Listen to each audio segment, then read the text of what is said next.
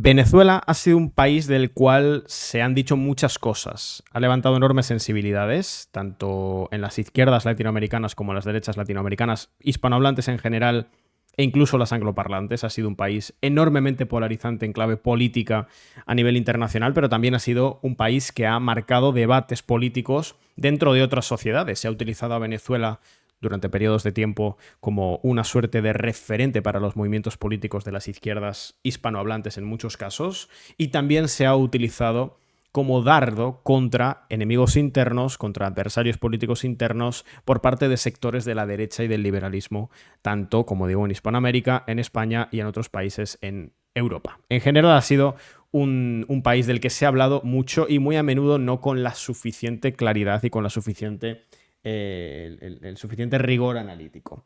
Es por eso que hoy tenemos que dedicarle un programa íntegro a Venezuela, un programa del mundo al detalle, ya sabéis, donde analizamos en profundidad lo estructural y lo histórico de los conflictos y de los procesos que vamos siguiendo en el proyecto Descifrando la Guerra, porque probablemente estéis viendo esto o en Twitch el viernes 26 de julio o a lo largo del fin de semana. Hay elecciones en Venezuela.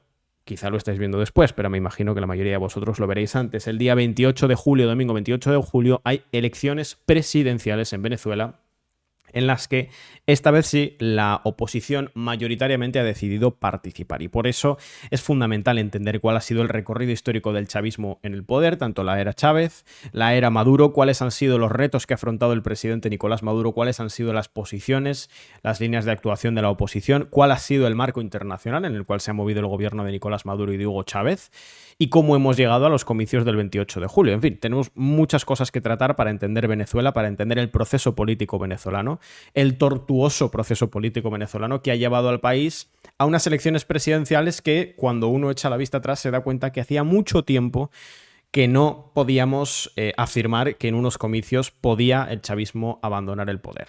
Es una cuestión que, por distintas razones, comportamiento de la oposición, vínculos del PSUV con el propio Estado, presión internacional, dudas sobre el proceso político, sobre el proceso electoral, en fin, por varios factores explicativos, cada uno le da más peso que a otro en función de su perspectiva sobre el conflicto, pero hacía mucho que no teníamos este escenario. Voy a empezar leyendo unos párrafos que tenemos publicados en nuestra página web, en uno de los artículos que hemos escrito para dar contexto al proceso electoral del 28 de julio, en el que decimos lo siguiente, los siguientes párrafos. La presidencia de Nicolás Maduro ha sido turbulenta desde sus inicios.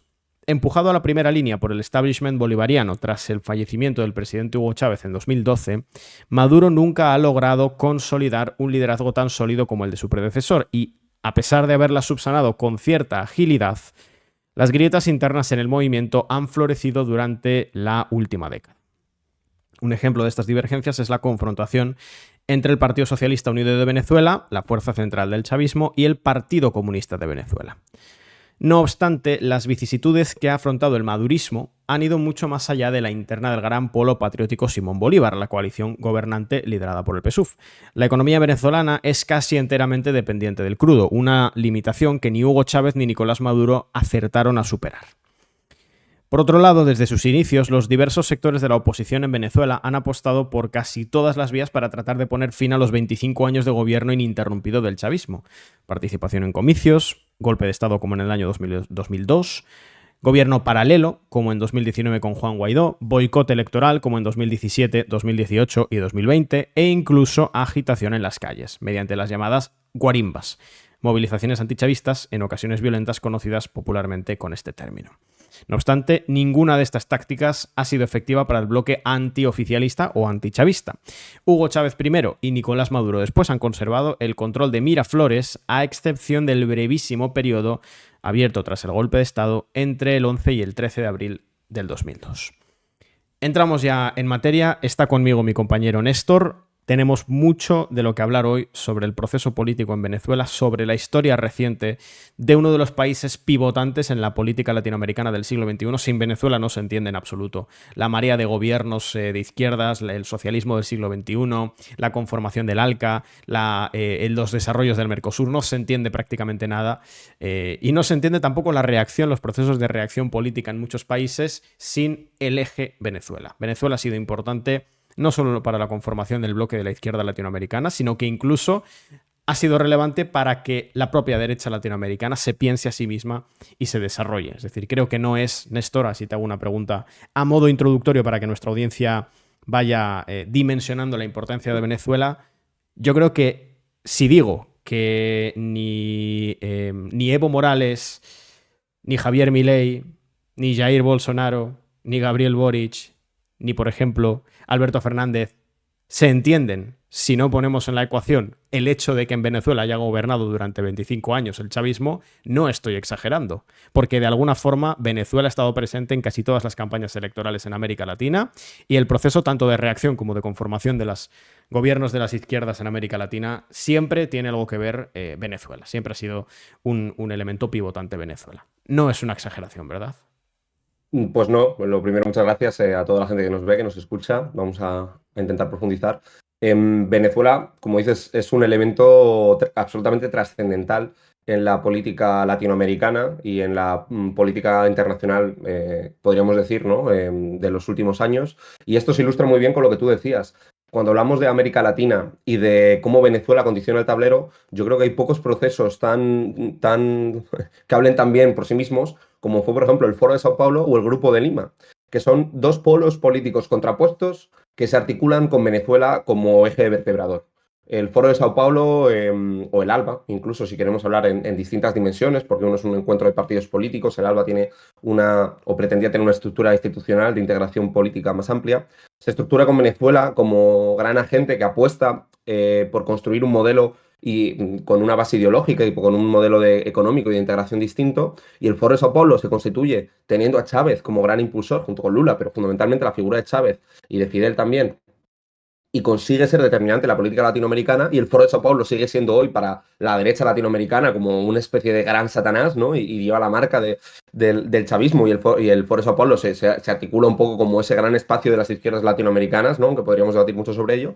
Y por el contrario, vemos como el mayor proceso de reacción, de unión en torno a las derechas latinoamericanas, donde más se cohesionan es con el periodo del gobierno autoproclamado de Juan Guaidó, con el Grupo de Lima, donde tanto gobiernos como partidos de la derecha latinoamericana se articulan en torno a eso. Incluso después, Venezuela es esa especie de muñequito de paja que la derecha latinoamericana también ha jugado para cohesionar, ¿no?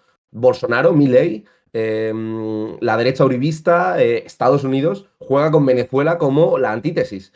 Y al mismo tiempo, Venezuela tiene todavía ese peso simbólico en la izquierda. Entonces, bueno, esto evidentemente, que estoy diciéndolo muy rápido y que puede a la gente sonarle raro, se entiende con el resto de conversación que vamos a tener, ¿no? Durante varios años, durante décadas, se gesta en Venezuela un proceso único de transformación social, política, que tiene unas trascendencias muy importantes hasta el día de hoy, pero que yo creo que nos permiten entender esa dimensión. ¿Por qué se habla de Venezuela en las elecciones españolas, ¿no? Porque se hablaba, sobre todo hace unos años, por qué Venezuela va a ser un debate en las elecciones de Estados Unidos, ¿no? Y se hable de Venezuela. Bueno, pues porque Venezuela es un proceso único en América Latina y que rebasa las fronteras nacionales, va a afectar a los procesos de integración, va a afectar ideológicamente, va a condicionar debates políticos regionales e internacionales, y por eso pues no es exagerado lo que tú decías.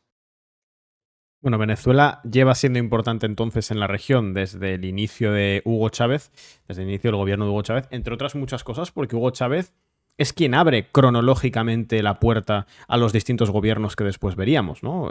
Insisto, Mm. es muy difícil Sí. entender Rafael Correa, Evo Morales, incluso los Kirchner en Argentina, el propio Lula da Silva en Brasil, sin entender que fue Hugo Chávez quien abre la puerta a la conformación de ese nuevo bloque de la marea rosa. ¿Cómo fueron los primeros años? ¿Cómo es la llegada al poder de Chávez y cómo influye en los primeros años los emergentes gobiernos de izquierda en América Latina?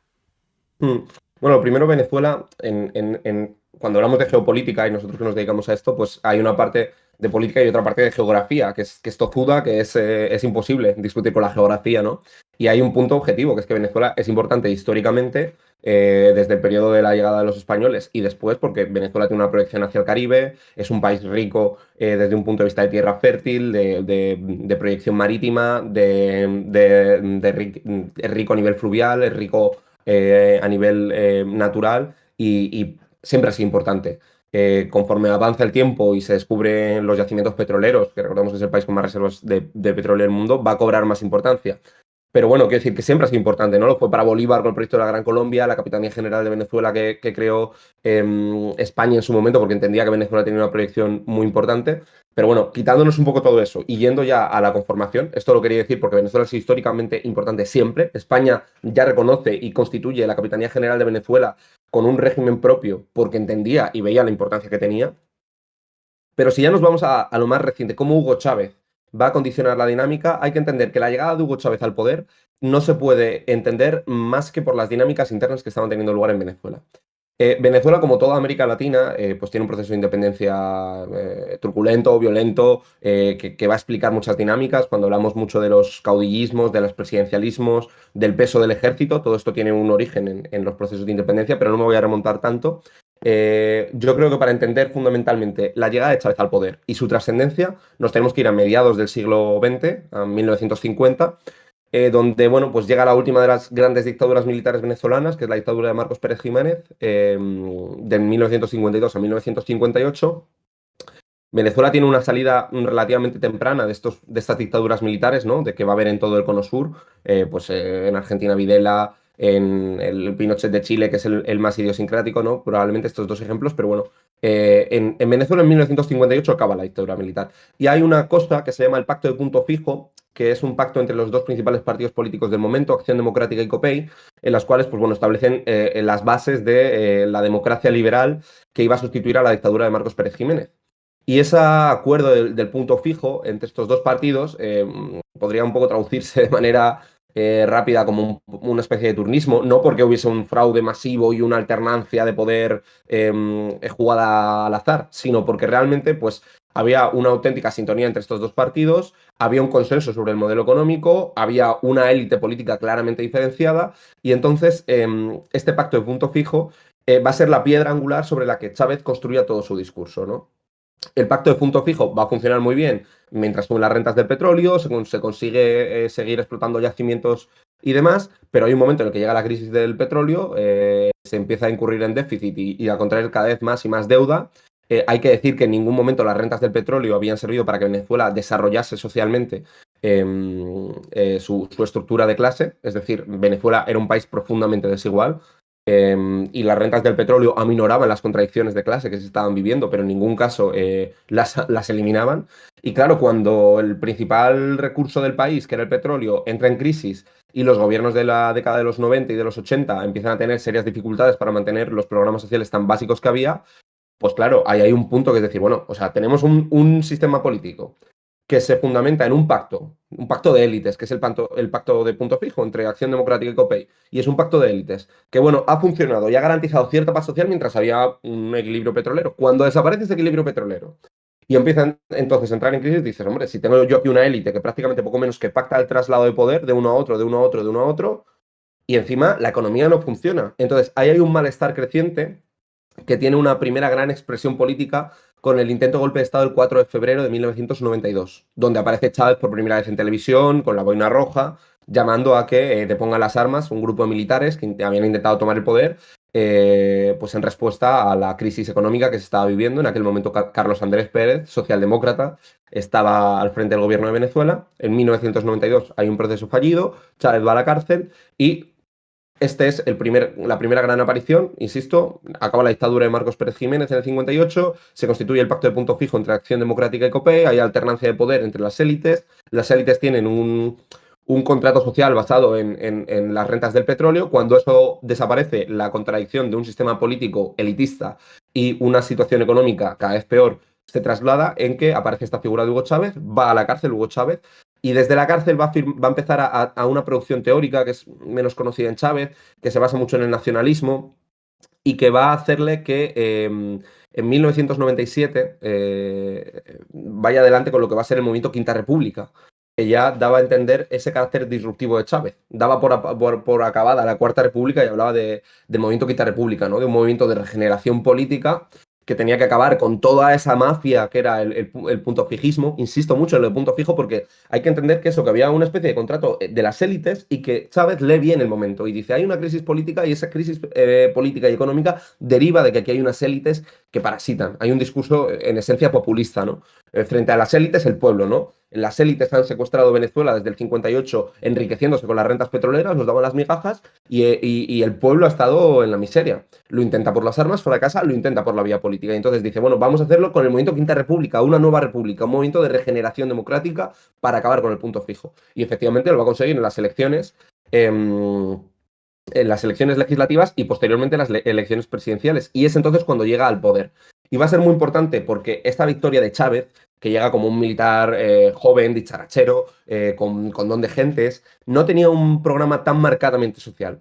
Pero poco a poco y con relativa celeridad, ¿no? Evidentemente va a haber una profundización mucho más adelante, pero cuando consigue ganar las elecciones y se convierte en presidente el 2 de febrero de 1999, ya veíamos algunos breves destellos. Pero va a ser a partir de los años 2000, 2001, 2002, ¿no? Especialmente tras las megaelecciones que va a haber en el año 2000, cuando ya consolida todo su poder, cuando él empieza a profundizar y empieza a hablar directamente pues, del control estatal del petróleo, empieza a hablar de una reforma del modelo económico y efectivamente, cronológicamente, él abre la ola rosa, la ola de gobiernos progresistas, la ola del socialismo del siglo XXI. Y va a ser muy importante porque llega, además, con una gran popularidad, con un respaldo económico, porque se sale de la crisis petrolera de los años 90 y vuelve a darle un respiro el petróleo a Hugo Chávez.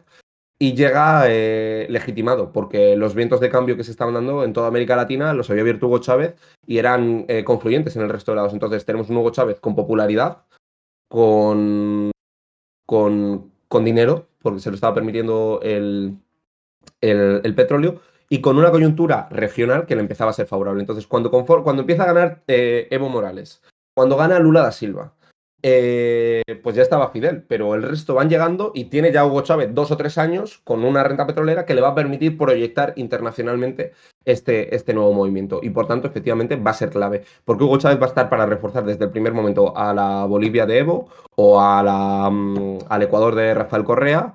Y de hecho, yo creo que estos tres países, Venezuela, Bolivia y Ecuador, son paradigmáticos porque es que van a replicar el mismo modelo, que lo aplica primero Venezuela y que lo van a seguir después Bolivia y Ecuador, que es el de constitucionalizar el cambio, la transición. Es que Venezuela es tan importante porque, bueno, pues sí, o sea, estaba Cuba por ahí, pero es que Venezuela impulsa una nueva constitución, de la que hablaremos, me imagino, después, ¿no? Y es lo que van a seguir justo después. O sea, es que tiene una influencia incluso en el modelo, ¿no? O sea, cuando hablamos de los gobiernos de la Rosa, bueno, pues Cristina y Lula y Cristina en Argentina y Lula en Brasil van a tener un modelo propio porque son países con una complejidad, pero los nuevos gobiernos que llegan, como van a ser Bolivia y Ecuador, van a mirarse en Venezuela y van a decir, bueno, vamos a impulsar una nueva constitución que reconozca los derechos sociales, que cambie la estructura de poder del país, y eso va a ser fundamentalmente por la influencia de Chávez. Entonces, sí, Venezuela es el espejo que se mira y es el primer impulso que reciben esos gobiernos porque Chávez tenía ese viento a favor, tanto a nivel social, con la regeneración democrática que había prometido, que va a profundizar poco a poco, como a nivel económico con las rentas del petróleo. Y todo eso en un proceso en el que primero cambia la estructura política del país y después ya profundizan socialmente las bases que van a tener. Él, de hecho, bueno, promulga esa primera constitución. Realmente la promulga en su primer mandato ya. O sea, no tarda mucho en la constitución del 99, si no me equivoco. En diciembre del 99. Sí. Y es en ese, como tú decías, ¿no? Es en ese mandato entre el año 2000 y el año 2006, 2005-2006, cuando Chávez termina de consolidarse. Chávez es en ese momento en el que empieza a diseñar de una forma un poco ambigua, ¿no? Pero a diseñar al fin y al cabo el dogma o la retórica del socialismo del siglo XXI, empieza a impulsar los gobiernos, el resto de gobiernos regionales, pero también es en ese momento, es en esa legislatura en la que Chávez sufre el golpe del año 2002. Hay mucha duda, ¿no? Luego iremos a otras cuestiones estructurales, el tema, por ejemplo, de la despetrolización de la economía venezolana, que es uno de los grandes elementos para entender tanto la bonanza como las crisis económicas del país. Pero te quiero preguntar primero por eso. Golpe de Estado en el año 2002. Los hay que no lo caracterizan como un golpe. Yo creo que desde los criterios de descifra, lo de 2002 fue un golpe de Estado. No hay mucha duda a ese respecto. ¿Quién da el golpe? ¿Quién da el golpe? ¿Para qué se da el golpe? ¿Y por qué fracasa el golpe? Bueno, si es que se puede. Realmente, durante unos días el golpe es exitoso. Lo que pasa es que luego Hugo Chávez es repuesto en el poder. ¿Cómo se explica ese proceso de golpe de Estado en el 2002? Bueno, el proceso de golpe de Estado se explica porque, claro, yo no he profundizado todo. Evidentemente, Chávez tenía apoyo social, pero el programa de Chávez ya comenzaba a confrontar con ciertos grupos sociales que entendían que el proceso que estaba llevando a cabo el chavismo pues confrontaba con sus intereses, lo cual es cierto. Y además, el Estado que Chávez estaba intentando reformar con la constituyente del 99, con el cambio de constitución, pues como en todo proceso de transformación, siempre hay resistencias, ¿no? Entonces, hay una estructura a todos los niveles. A nivel legislativo, cambia la lógica de las elecciones legislativas, la composición, el funcionamiento de los órganos. A nivel militar, entonces, efectivamente, había resistencias. Esas resistencias se van a expresar fundamentalmente en todos los estratos de la sociedad, pero también dentro del ejército. Entonces, en el 2002, eh, el, el punto clave podemos decir que es el 7 de febrero, ¿no? Que es, bueno, pues el coronel yo creo que era de aviación, no me acuerdo. Chávez era paracaidista y este yo creo que era de aviación, que era Soto. Va a decir que, bueno, que Chávez no tenía autoridad para destruir la democracia de los 40 y pico años, 44 años, ¿no? Que es precisamente eso, lo retrotraen al pacto de punto fijo, ¿no?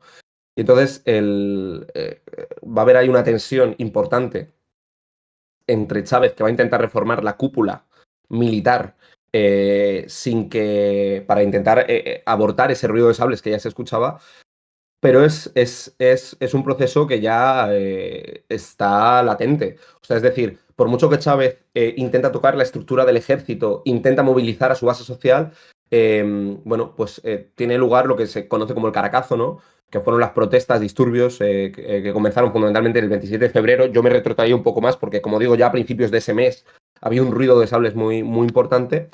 Eh, Uy, el Caracas me estaba yendo yo al previo. Pero como Sí. digo, en febrero del año 2002 ya había ese ruido de sables.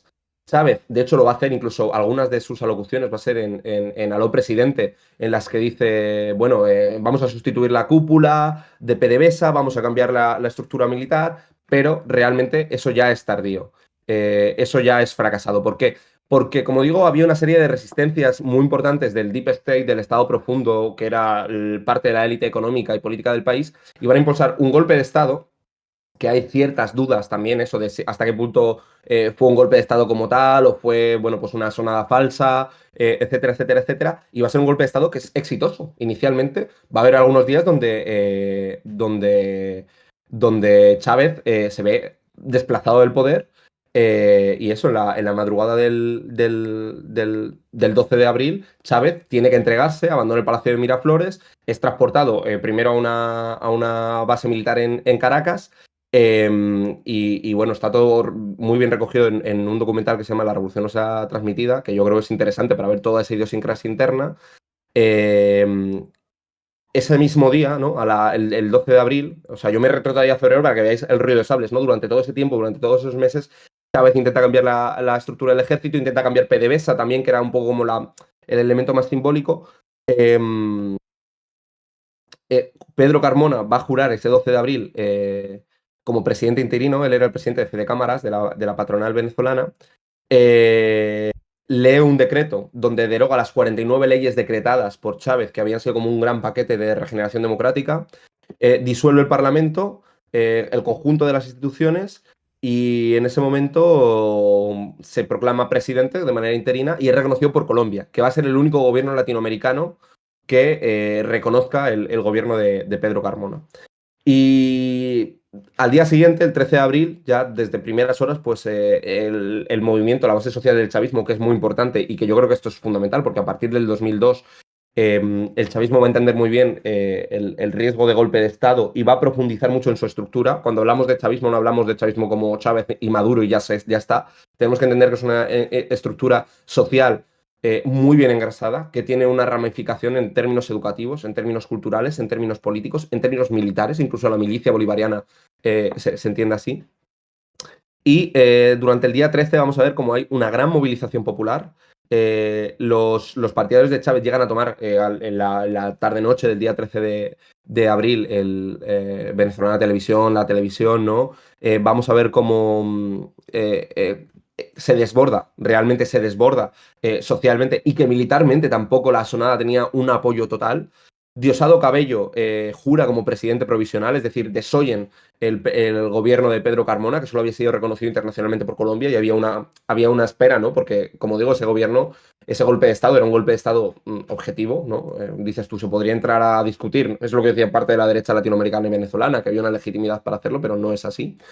Y Diosdado Cabello jura como presidente provisional, que son solo unas horas, y el 14 de abril, Diosdado Cabello, que había sido nombrado presidente con el ejército, que se había mantenido firme en muchas de las partes, liberan a Hugo Chávez y ese mismo día pues se da por acabado el golpe de Estado. Un golpe de Estado que, como digo, en febrero ya habíamos tenido declaraciones, para mí es como quizá el punto más sintomático cuando se verbaliza esa voluntad, va a terminar con una jura de un presidente, de Pedro Carmona, sui generis, el 12 de abril, y el 14 de abril en la madrugada ya se estaba liberando a Hugo Chávez. O sea, que es un golpe de Estado express que tiene como actores fundamentales a una parte del ejército, ahí tenemos a los militares que lo impulsaron y que meses atrás ya lo estaban hablando, que tiene el respaldo fundamental de Fede Cámaras, o sea, estamos diciendo que Pedro Carmona estaba presidiendo Fede Cámaras, es decir, la patronal venezolana estaba detrás, y que también tiene un respaldo político bien engrasado ciertos sectores de la política venezolana que se sentían desplazados. Por supuesto, sentían un agravio objetivo porque Chávez estaba yendo muy rápido y además con muchas acusaciones de si estaba o no transgrediendo además la legalidad, de si su constituyente del 99 no era en cierto sentido ilegítima por ser un proceso que contaba con una gran abstención, es decir, no, el proceso político había contado con un 40 y pico por ciento de participación.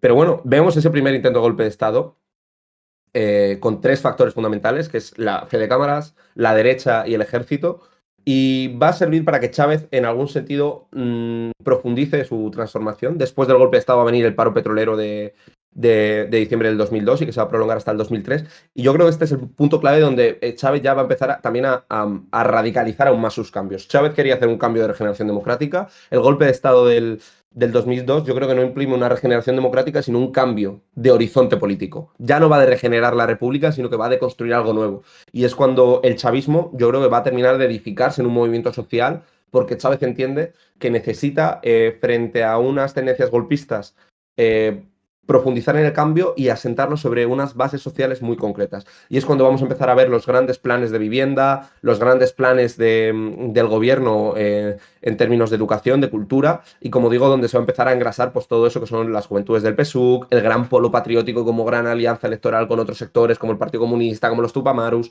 y todo eso va a ser en el 2002 y el 2003, que son los años claves de la inestabilidad del primer mandato de Chávez, donde se va a consolidar. Yo diría que todo este sistema se va a terminar de profundizar, ¿no? El sistema de misiones y grandes misiones que viene justo después, hasta el referéndum revocatorio, que es el referéndum revocatorio del 2004, cuando se consiguen el número de firmas necesarias para intentar revocar a Chávez. O sea, es decir, estamos hablando de una gran inestabilidad. Chávez llega al poder en el 98, toma posesión en el 99, ese mismo año promulga la constituyente. Va a haber un gran pack de medidas de 49 leyes que promulga Chávez, diciendo que tiene la prerrogativa concedida por parte de la Asamblea Nacional. En 2002, a principios del 2002, ya hay ruido de sables. En febrero, como digo, abiertamente los militares dicen que no puede destruir la democracia. Pedro Carmona, en un golpe de Estado cívico-militar, con apoyo también de Colombia y de ciertos sectores de la derecha internacional, juran un nuevo gobierno. Ese gobierno encarcela a Chávez. Diosdado Cabello, con una gran movilización popular, quedaros con el nombre de Diosdado Cabello, que es el líder del aparato político chavista del PSUV, va a juramentarse en paralelo a Pedro Carmona, va a ordenar la liberación de Chávez. Chávez es liberado y a partir de ese momento se profundiza el proceso de transformación bolivariano, no sin ruido de fondo, porque por un lado vamos a tener un paro petrolero que va a paralizar prácticamente la economía del país, que tiene mucho que ver detrás la oposición venezolana, pero también pues, malas condiciones económicas en ese momento, es decir, es pendular la situación económica de Venezuela. Y por tanto vamos a tener entre 1999 y el referéndum revocatorio del 2004, que es fundamental, es decir, a mitad de mandato se lleva adelante un referéndum revocatorio que va a tener lugar el 15 de agosto del 2004 en un clima de protesta, pero bueno, que gana Hugo Chávez, y gana con el 60%, con el 59%. Entonces, ese momento, toda esta gran inestabilidad, que no profundizo mucho, no he querido ir punto por punto en el golpe de Estado del 2002, tampoco me he querido parar mucho en las protestas del paro petrolero, pero todo este momento de agitación son los que, para los analistas, van a ser determinantes para que Chávez imprima ya un carácter radical a su proyecto de gobierno. Y a partir de ahí profundice mucho más en la transformación que va a vivir el país. A partir de ese momento, decías tú, el chavismo no solo empieza a definirse más políticamente o empieza a trazar lo que van a ser las líneas del socialismo del siglo XXI, es decir, va a dar un paso más allá en la regeneración política, en la regeneración institucional del país, para iniciar un proceso de regeneración y de transformación de las estructuras económicas. No sé si puedes profundizar un poco en cómo el chavismo fue capaz de construir la base social. Has dicho otra vez, entre otras cosas, de los planes vivienda. Sabemos también que hubo un esfuerzo muy importante en términos de alfabetización, por ejemplo, de llegar a las regiones remotas, geográficamente remotas, las poblaciones que estaban en situación de eso, geográficamente remotas en relación a las grandes urbes venezolanas. El chavismo empieza a entrar en los barrios populares, en las grandes, no sé cuál es el término venezolano, pero bueno, en las grandes villas, en las grandes favelas de las ciudades de Venezuela, empieza a tener implantación territorial. ¿Eso a través de qué mecanismos lo hace? Es decir, el propio PSUV tiene sus juventudes, pero también se forjan organizaciones políticas paralelas, unidades de militancia paralelas al chavismo, chavistas, no necesariamente con vinculación orgánica al PSUV, pero sí con vinculación ideológica al proyecto general del chavismo. ¿Cómo se traza todo ese ecosistema de organizaciones sociales, de organizaciones militantes, de organizaciones políticas que, en cuestión de unos pocos años, logran que el chavismo deje de ser meramente un gobierno de regeneración política para ser un movimiento, un partido-movimiento, un movimiento político con una conexión, que es una de las grandes tareas de los procesos revolucionarios, que el chavismo en esos años la verdad que logró ejecutarlo de manera muy eficaz, líneas de conexión directa entre la institucionalidad del chavismo, es decir, el chavismo como aparato de gobierno, tanto estatal como regional, y las organizaciones de base, las organizaciones militantes que no solo eran capaces de llegar donde el Estado venezolano todavía no llegaba, por ejemplo, para ayuda social, para ayuda educativa, para ayuda alimentaria, sino que además eran una fuente de legitimación en esos barrios populares, en esas regiones periféricas, al propio gobierno y a la propia figura de Hugo Chávez. O sea, es que es eso, o sea, que decir, hay un momento en el que la llegada de Chávez al poder todavía no tenía ese carácter tan ideológico y un poco la coyuntura le lleva, ¿no? Que dice, el espacio natural para que yo pueda permanecer en el poder después de un intento de golpe de Estado y con el escenario que se estaba abriendo ante sí, es el de profundizar en términos sociales y económicos en ese proceso de transformación. Y hay, dice Chávez en su momento, hay que hacer la propuesta del partido único. La propuesta del partido único, porque él había llegado con el movimiento Quinta República, que no tiene absolutamente nada que ver. O sea, si tuviésemos que poner, obviando el contexto histórico y político, las dos cosas, lo que proponía el movimiento Quinta República, Regeneración Democrática, no tenía nada que ver con lo que es el PSUC, que ya propone un cambio estructural, realmente, es lo que propone. Y todo esto va a cristalizar en el 2008, que es cuando se funda el PSUC, que es que hay alguien que dirá, coño, el PSUC esto es una cosa antiquísima. No, no. O sea, el PSUC son menos de 20 años de vida. Pero desde el 2003, o sea, desde después del golpe de Estado, o sea, Hugo Chávez ya había ganado con una base social las primeras elecciones que ganó Hugo Chávez llega en primer lugar con un apoyo popular amplio de los sectores desfavorecidos. Ojo, estos no eran el fundamental, porque en su inmensa mayoría estos sectores sociales no participaban de la vida política venezolana, ni durante el pacto de punto fijo, ni en el movimiento Quinta República, y Hugo Chávez consigue inicialmente hacer un discurso regeneracionista que sí llega y conecta con los sectores más desfavorecidos, más pauperizados, con ese... es que casi no podemos hablar ni siquiera de proletariado, porque la clase obrera venezolana estaba... en los medios de producción de Venezuela eran muy precarios, ¿no? Entonces hablamos con esa gran clase urbana, esos grandes pobres urbanos que había en Caracas, en las grandes ciudades venezolanas, pero llega mucho a las clases medias y a las pocas profesiones liberales que había inicialmente con el movimiento Quinta República. ¿Qué pasa? Que Chávez tiene que, cuando ve el golpe de Estado y cuando ve además la situación económica que había en el país, efectivamente opta por delimitar y apostar por un sujeto político muy claro, que es el de los grandes sujetos subalternos de Venezuela, que había sido, pues bueno, fundamentalmente ese campesinado, esas clases trabajadoras urbanas venezolanas, y van a tener como primer gran punto, yo creo, es en 2003, el sistema de misiones y grandes misiones, las misiones bolivarianas de las que hablamos. Porque va a ser, en ese momento, no es todavía como partido político, se hace desde el gobierno, pero es la primera vez en la que se interpela con una gran política de Estado a esos sectores que quieren que sean el sostén del proceso de transformación. Hasta entonces, la Asamblea Constituyente codificaba nuevos derechos, se había avanzado en legislación laboral, en legislación económica, pero ahí es donde por primera vez se pone el foco en lo que va a ser hasta hoy día el sostén político y electoral del chavismo. El sistema de misiones y grandes misiones. Tiene lugar en el 2003 y efectivamente las misiones Barrio Adentro, la misión Robinson, la misión Rivas, la misión Sucre, Vuelvan Caras, o sea, todas estas misiones de las que ahora me voy a parar es donde interpelan directamente a quien quieren que sea la base del chavismo, ¿no?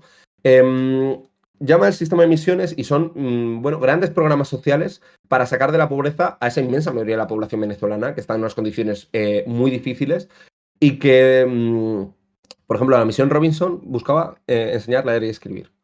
La misión Rivas, facilitar los estudios primarios de la gente. La misión Sucre, la secundaria y universitaria. La misión Barrio Adentro, esto es fundamental, buscaba dar cobertura sanitaria. En todo esto, además va a jugar un papel importante Cuba, del que podríamos hablar luego, porque es quien pone a los profesionales técnicos, ¿no?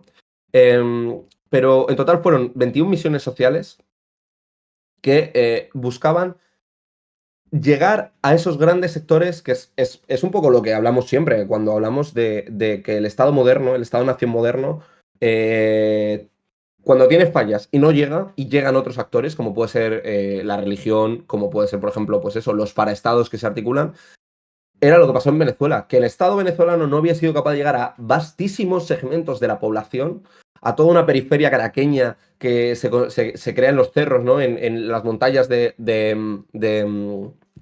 Caracas, y llegan ellos y por primera vez articulan un sistema de misiones que garantiza lo básico. Sistema de leer y escribir, creación de vivienda y sistema sanitario. Entonces, cuando el chavismo llega con eso, llega inicialmente como gobierno, pero posteriormente va a hacer que las misiones sean difícilmente diferenciables de lo que es una política de gobierno y de lo que empieza a ser la política del movimiento social, del movimiento político. Por eso es curioso que cuando se reparten las viviendas de la Gran Misión Vivienda Venezuela, se reparten con el ojo de Chávez. Ahí es donde empieza también un poco a ser difícil disociar lo que es el La chavismo y lo que es típica el gobierno de imagen Venezuela. que tantas camisetas llevaban los militantes, ¿no? La famosa. Bueno, de hecho, yo tengo que decir que La mirada de no, Chávez. no solo ese ojo de Chávez, yo creo que muchas de las personas que nos estén, ojalá pudiera proyectarlo, ¿no? Pero bueno, es básicamente un rectángulo horizontal y ahí se proyectan los ojos de Chávez y toda la militancia, pero no solo en Venezuela, Néstor, toda la militancia de izquierdas latinoamericana ha usado ese símbolo. Cuando uno caminaba por los barrios populares en Argentina y veía las organizaciones militantes generalmente peronistas, muchas de ellas portaban camisetas con los ojos de Chávez, ¿no? El famoso ojo de Chávez, para que también dimensionemos cuál es la implantación del... No diría el asistencialismo chavista, porque... Y aquí te vuelvo a dar la palabra, ¿no? Quería interrumpirte con eso, pero esta cuestión de la llegada a los barrios, de la llegada a los sectores populares, de la llegada a sectores que históricamente no habían sido alcanzados por el Estado venezolano, no es mero asistencialismo, era más bien, vamos a buscar un término apropiado, ¿no? Porque era una especie de conexión con el Estado, porque no solo era un te doy, sino que era bueno, te formo y además nombro esta política de tal forma que adscribas al proyecto político general del chavismo. Había una politización del asistencialismo social, que eso no es algo tan común en el asistencialismo de los países de las socialdemocracias europeas, por ejemplo. Es otra idea, es otro concepto. Claro, o sea, es que inicialmente las misiones, o sea, puede que me extienda de más y entonces se va a perder el hilo si es así, No hay me pido problema. disculpas. O sea, inicialmente las misiones llegan como gobierno.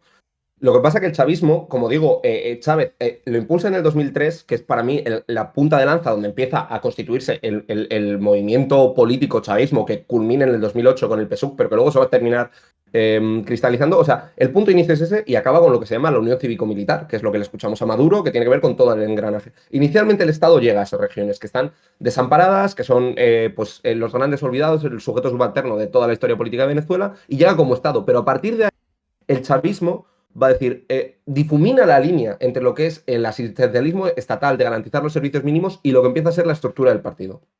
Y es entonces cuando la misión más idiosincrática, que es la gran misión Vivienda Venezuela, que ha repartido, me parece que 6 millones de viviendas, o 5 millones de viviendas, no me acuerdo ahora mismo, va con el ojo de Chávez, porque ellos leen el momento político y dicen, ojo, allá donde está la gran misión Vivienda Venezuela, allá donde está la misión Robinson, tiene que estar la militancia del chavismo. Y es entonces cuando empieza a articularse todo un gran engranaje político que se va a entender con... El partido llega en 2008, tras un proceso de unificación, pero junto al partido aparece la milicia bolivariana. 1 millón de milicianos, que son como la especie de... Que tú ves los desfiles y son gente mayor, que evidentemente tiene una formación militar básica o nula, pero que tiene que ver con el cambio de mentalidad que tiene Chávez y que dice, hay que hacer la unión cívico-militar y hay que crear toda una estructura que abarque todos los aspectos y lo vamos a hacer aprovechando la dificultad que hay para diferenciar entre dónde está el gobierno y dónde está el partido. Y entonces creamos las misiones, lo complementamos con la creación de estructuras del partido, como son las juventudes, como son la milicia, como son los puntos rojos, como son también las asociaciones de barrio.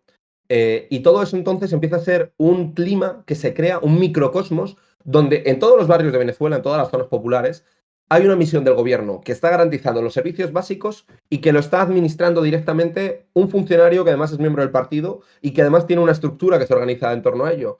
Entonces es un sistema único que, como digo, tiene para mí varios hitos, que el primero es 2003, creación de las misiones desde el gobierno y que luego esas misiones van a empezar a desdibujarse con la estructura del partido. 2008 se crea el PSUV y después, a partir del 2011, 2012, 2013, ya con la llegada de Maduro se va a consolidar más, se lleva a una dimensión ya cívico-militar, con la creación de las milicias. Entonces, el chavismo crea una base social, aprovechando su presencia en el Estado, en el gobierno, que esto es, claro, lo que dice mucha gente, ¿no? Es que hay un fraude. Yo por eso digo que el fraude electoral no es tan así. Es que, quiero decir, el tema es que aprovechan y han creado efectivamente pues, una red que podemos definir como clientelar, donde utilizan los resortes del poder en el gobierno, lo imbrincan con la estructura partidista y entonces se convierten en indispensables. Entonces, los club, en los años de mayor necesidad económica, los club te los distribuían a través de un sistema que era casi del partido. O sea, tenías que estar dado de alta en las estructuras del partido para recibir el alimento. Entonces, eso ha hecho que la juventud del PSUV, el gran polo patriótico como alianza electoral de más actores, la organización de mujeres, la organización barrial, la milicia, sea una idiosincrasia, una estructura que abarcaba todos los aspectos de la sociedad. Todos, absolutamente todos. En Venezuela hay un momento en el 2012 donde pertenecías al PSUV, a la asociación de barrio. La asociación de barrio además estaba directamente vinculada a las misiones que te estaban llevando los servicios básicos, votabas al gran polo patriótico y eras miembro de la milicia bolivariana. O sea, es decir, todos los aspectos de la sociedad estaban condicionados por esa dupla difícil de diferenciar que era gobierno y partido. Y el partido, como partido movimiento, como partido amplio, como partido que se ramifica, que llega a lo cultural, a lo social, a absolutamente todo. Ese es el gran éxito del chavismo, que consigue constituir una red asistencial, asistencial si no la queremos llamar clientelar, que afecta a todos los aspectos de la vida de los venezolanos y que tiene como objetivo prioritario esas grandes clases urbanas y esa clase trabajadora, obrera y campesina pauperizada de Venezuela. Entonces, como ellos habían estado al margen, la primera toma que tienen con el Estado es a través del chavismo. Entonces, el chavismo se cronifica y crea todo ese engranaje. Y va a ser clave. Entonces, ese proceso se gesta desde el 2003 hasta la actualidad, porque se sigue actualizando, o sea, es una cosa dialéctica, pero fundamentalmente la creación de las grandes misiones y en 2008 la creación del partido va a ser ya como cristaliza el movimiento y como digo después va a terminar reproduciéndose más y más y más. Pero los club, que por ejemplo, por poner otro ejemplo muy tonto, es que no quiero ir misión por misión, ni quiero ir organización popular por organización popular, por cierto, solo para dar una idea de cómo se desdibuja. Los ministerios se llaman ministerios populares. O sea, son ministerios populares porque tienen esa lógica de que el ministerio y la estructura del Estado está engrasada con el resto de organizaciones sociales y populares que tiene controlada el chavismo. Entonces son ministerios, no es el Ministerio de Asuntos Exteriores, es el Ministerio Popular de Asuntos Exteriores, es el Ministerio Popular de Educación, es el Ministerio Popular de Cultura. O sea, esa es la lógica. Y ya solo por terminar de ejemplificar hasta dónde llega esa difícil línea entre el Estado y las organizaciones sociales, los CLAP, en el momento de mayor dificultad económica, cuando después del periodo de las guarimbas comienzan las sanciones estadounidenses y demás, se suministran los CLAP, que son como las unidades alimentarias básicas, que es una canasta básica de alimentos, para que en el momento más difícil, pues bueno, el Estado lo garantizaba. Obligaban a estar registrados en un censo que directamente controlaba el gobierno y el chavismo. Y para recibir el suministro de los CLAP tenías que estar dado de alta como demandante en una estructura en la que los CLAP te lo distribuía la estructura política del chavismo. O sea, la estructura social y política del chavismo. No te lo distribuía, yo qué sé, una cartilla de racionamiento donde tú ibas a un tal. No, no, no. Los CLAP te venían con la cara de Chávez. O sea, ese es el punto de la idiosincrasia venezolana donde se conecta el gobierno, la estructura social del chavismo y se convierten en uno. Y por eso es difícil de diferenciar dónde acaba el gobierno y empieza el chavismo. Y por eso se entiende cómo han engrasado toda esa maquinaria que tiene que ver desde lo cultural, lo político, lo social, lo alimentario, durante tanto tiempo con tantas organizaciones. Por eso no es tan. No, por eso yo no doy por hecho la derrota del chavismo. Es que el chavismo tiene 1 millón de personas con nombre y apellido que forman parte de la milicia. A esta gente la van a llamar para ir a votar. Y llamarán para que vaya a votar el resto de gente. Y además tienen acceso a los CLAP. Y tienen acceso a los sistemas de bonos. Y esos sistemas de bonos son gente que está bonificada, que está dada de alta y que van a pedirle que vote en los puntos rojos, que son como puntos donde tú antes o después de votar vas allí a los puntos rojos que están instalados al lado de los colegios electorales y ahí hay militantes del PSUC saludando tal cual, que te entregan alguna cosita. Sí, sí, es que eso es así. Clientelismo, asistencialismo, llámalo como quieras, pero es el sistema que ha creado el chavismo en todo este tiempo y que, claro, ha hecho que sea imbatible durante todo este tiempo. Hablabas de, bueno, de la implantación del chavismo durante los primeros años de gobierno de Hugo Chávez en las estructuras sociales venezolanas, barrios, pueblos, bueno, en los distintos espacios de socialización. El chavismo se incorpora, el chavismo atraviesa las relaciones sociales dentro de Venezuela durante esos primeros años, ese primer mandato. ¿Cómo es la proyección internacional del chavismo, del gobierno de Hugo Chávez? Todavía no llegamos al de Maduro. ¿Cómo se proyecta internacionalmente? ¿Cómo mira la regionalización? ¿Cuál es la perspectiva venezolana, la perspectiva chavista del latinoamericanismo? ¿Cuál es la perspectiva chavista del antiimperialismo en relación a Estados Unidos y otros actores? ¿Cuál es la perspectiva del chavismo? Insisto, estamos todavía solo en el gobierno de Hugo Chávez en relación a Rusia, en relación a China. Y también cuál es la mirada que el chavismo tiene de su propia economía, cómo se relaciona con la cuestión petrolífera. Hay mucha crítica, ¿no?, de que no fue capaz el gobierno de Hugo Chávez de limitar la dependencia que la economía venezolana tenía de la exportación de crudo. Lo intentó, es decir, fue un proyecto fallido, fue un proyecto que pretendían hacer más adelante. ¿Cuál fue el vínculo del chavismo, del gobierno de Hugo Chávez con la cuestión petrolera? Evidentemente fue Yo crucial, pero recomiendo intentó industrializar. Sí, sí, sí. Bueno, son varias cosas. Iba a decir que yo recomiendo un artículo que me lo encontré hace unas semanas y me pareció muy gracioso, que escribió Edmundo González Urrutia, que es el candidato a la oposición, en la revista Nueva Sociedad, en Nuso, y habla de las dos etapas de la política exterior de Chávez. Yo, preparándome pues, para esto, para algunas notas que me hacía yo, me lo leí. Lo escribe en 2006. Y Urrutia, que es diplomático, diferenciaba, a mi juicio, bastante bien lo que también es un parteaguas. Si hablamos de que hasta el año 2003, 2004, 2005, donde ya comienza una profundización mucho más radical del chavismo, el chavismo como un proyecto político, ¿no? Profundizando todo eso, también lo vamos a hablar en la política exterior. Los primeros años de la presidencia de Chávez se mantienen algunas de las líneas básicas de lo que ha sido la política exterior venezolana general, que se haya mantenido, ¿no? Pues que tiene que ver con equilibrio internacional. Todavía no hay una ruptura total con Estados Unidos y un acercamiento tan brutal a Rusia y a China. También entendamos que en el año 2002 China no había despegado económicamente a tal gran nivel y Rusia estaba todavía terminando de lamerse las heridas después de la caída de la Unión Soviética y demás, ¿no? Y ahí hay entonces un cierto equilibrio inicialmente, hay un impulso a la integración regional, apostando por los proyectos de integración regional existentes, pero todavía no se había impreso esa absoluta radicalidad. El triunfo del referéndum revocatorio, el golpe de Estado, van a imprimir ya en Chávez un cambio en la proyección de la política internacional. Lo va a hacer además, que esto es un elemento que no hemos comentado, con el aumento del precio del petróleo. A mediados de los 2000, cuando el petróleo se consolida, es cuando Chávez consigue que ese proyecto de profundización política sea posible. ¿Por qué? En primer lugar, porque la divisa petrolera, y ahora también engarzo con la segunda parte, va a permitir los programas de grandes misiones y va a permitir la proyección internacional del chavismo. No sabríamos qué habría pasado si hubiese habido una crisis petrolera en los años 2000. Es que es tan grande.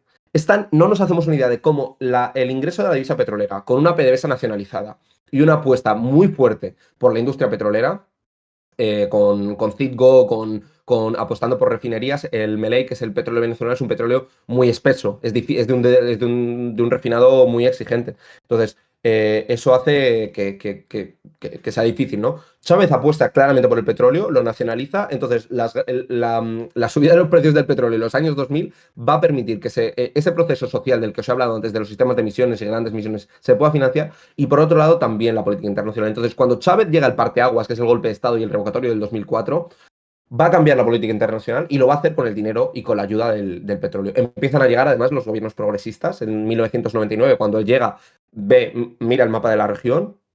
Chávez llega en 1999 y en el año 2000 y mira, hacia Estados Unidos está muy poderoso. Rusia y China todavía son gigantes dormidos o que todavía no tenían esa gran proyección. Y en la región primaba un equilibrio complicado donde el liberalismo era absolutamente mayoritario.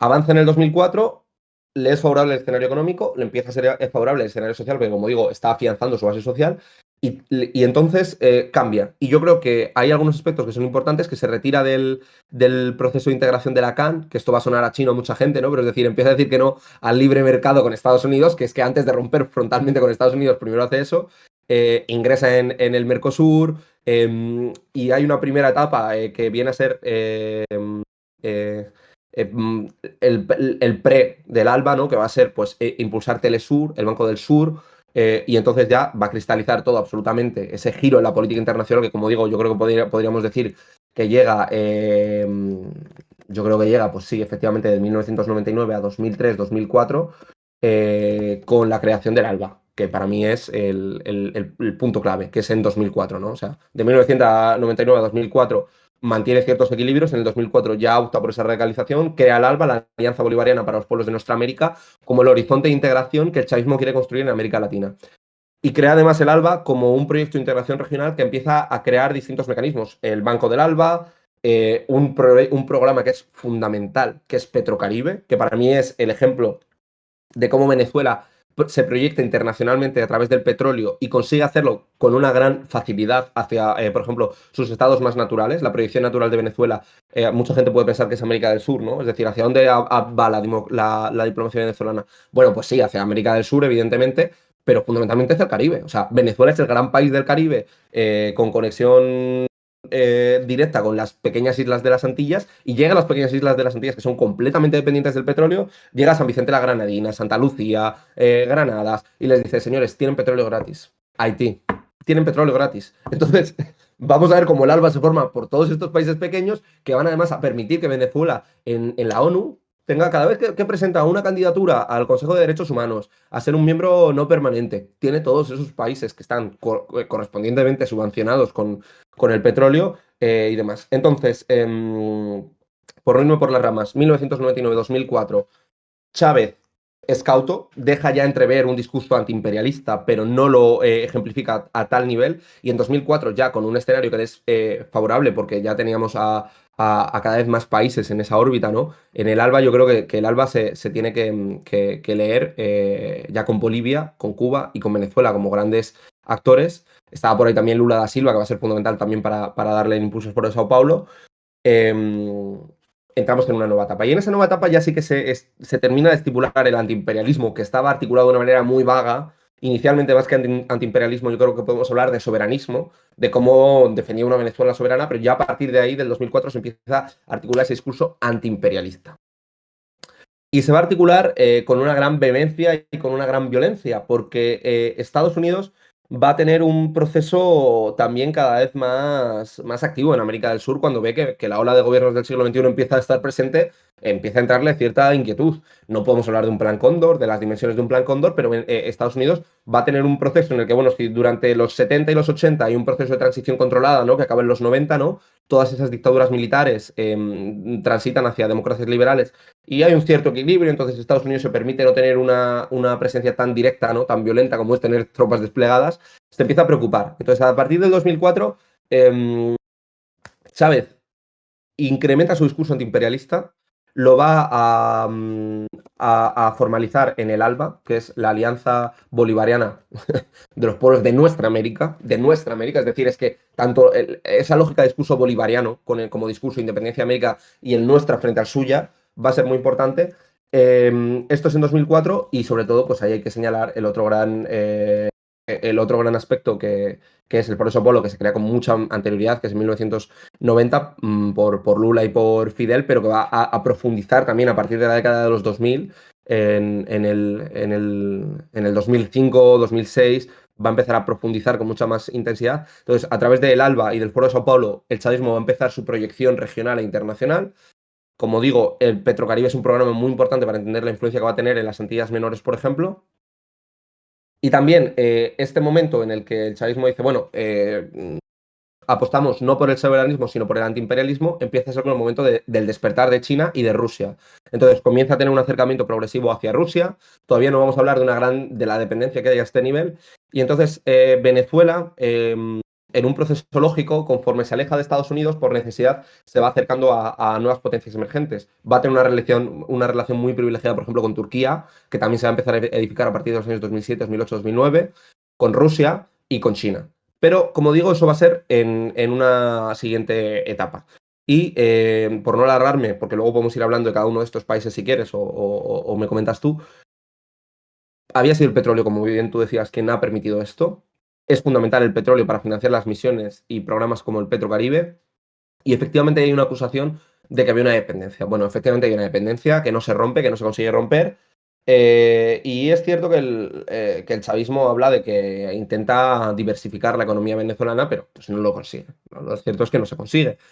¿Qué pasa? Que cuando el petróleo venezolano, el Meley, te cotiza a 120, es que hasta el yacimiento de la cuenca del Orinoco más difícil de extraer petróleo es rentable. Entonces, fue sostenible durante mucho tiempo. El problema es cuando económicamente eso comienza a fallar y se hizo. Entonces, bueno, por supuesto que Venezuela opta en muchos términos por un intento de industrialización y por fundamentalmente apuesta también por el refinado del petróleo en territorio venezolano, no tener que mandar, porque antes se refinaba todo el petróleo en el extranjero.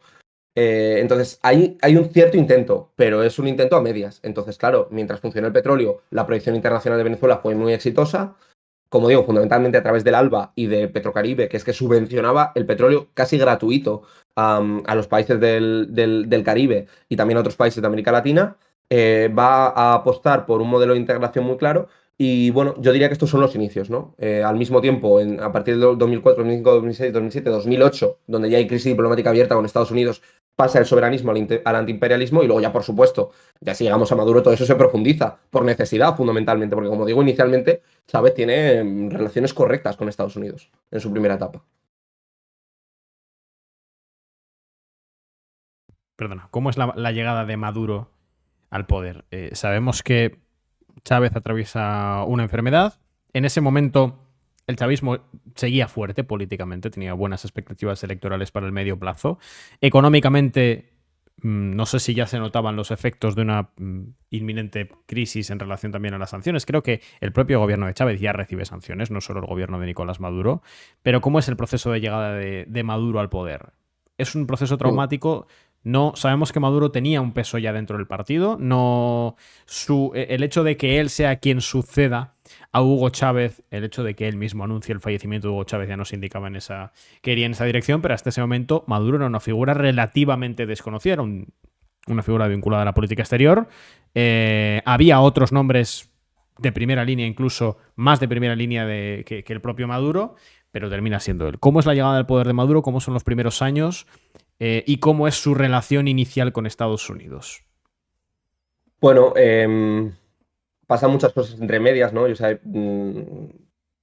hay que hablar de que las protestas continúan, el movimiento estudiantil. Podemos hablar, evidentemente, de la oposición venezolana y el crisol, que es la oposición venezolana, con una gran variedad. El chavismo todavía mantenía una gran parte de la base social. De hecho, yo creo que los años del 2000 al 2008 son años, bueno, vamos a poner del 2004, desde que gana el revocatorio del 2004 al 2010, 2008 son años relativamente estables en Venezuela.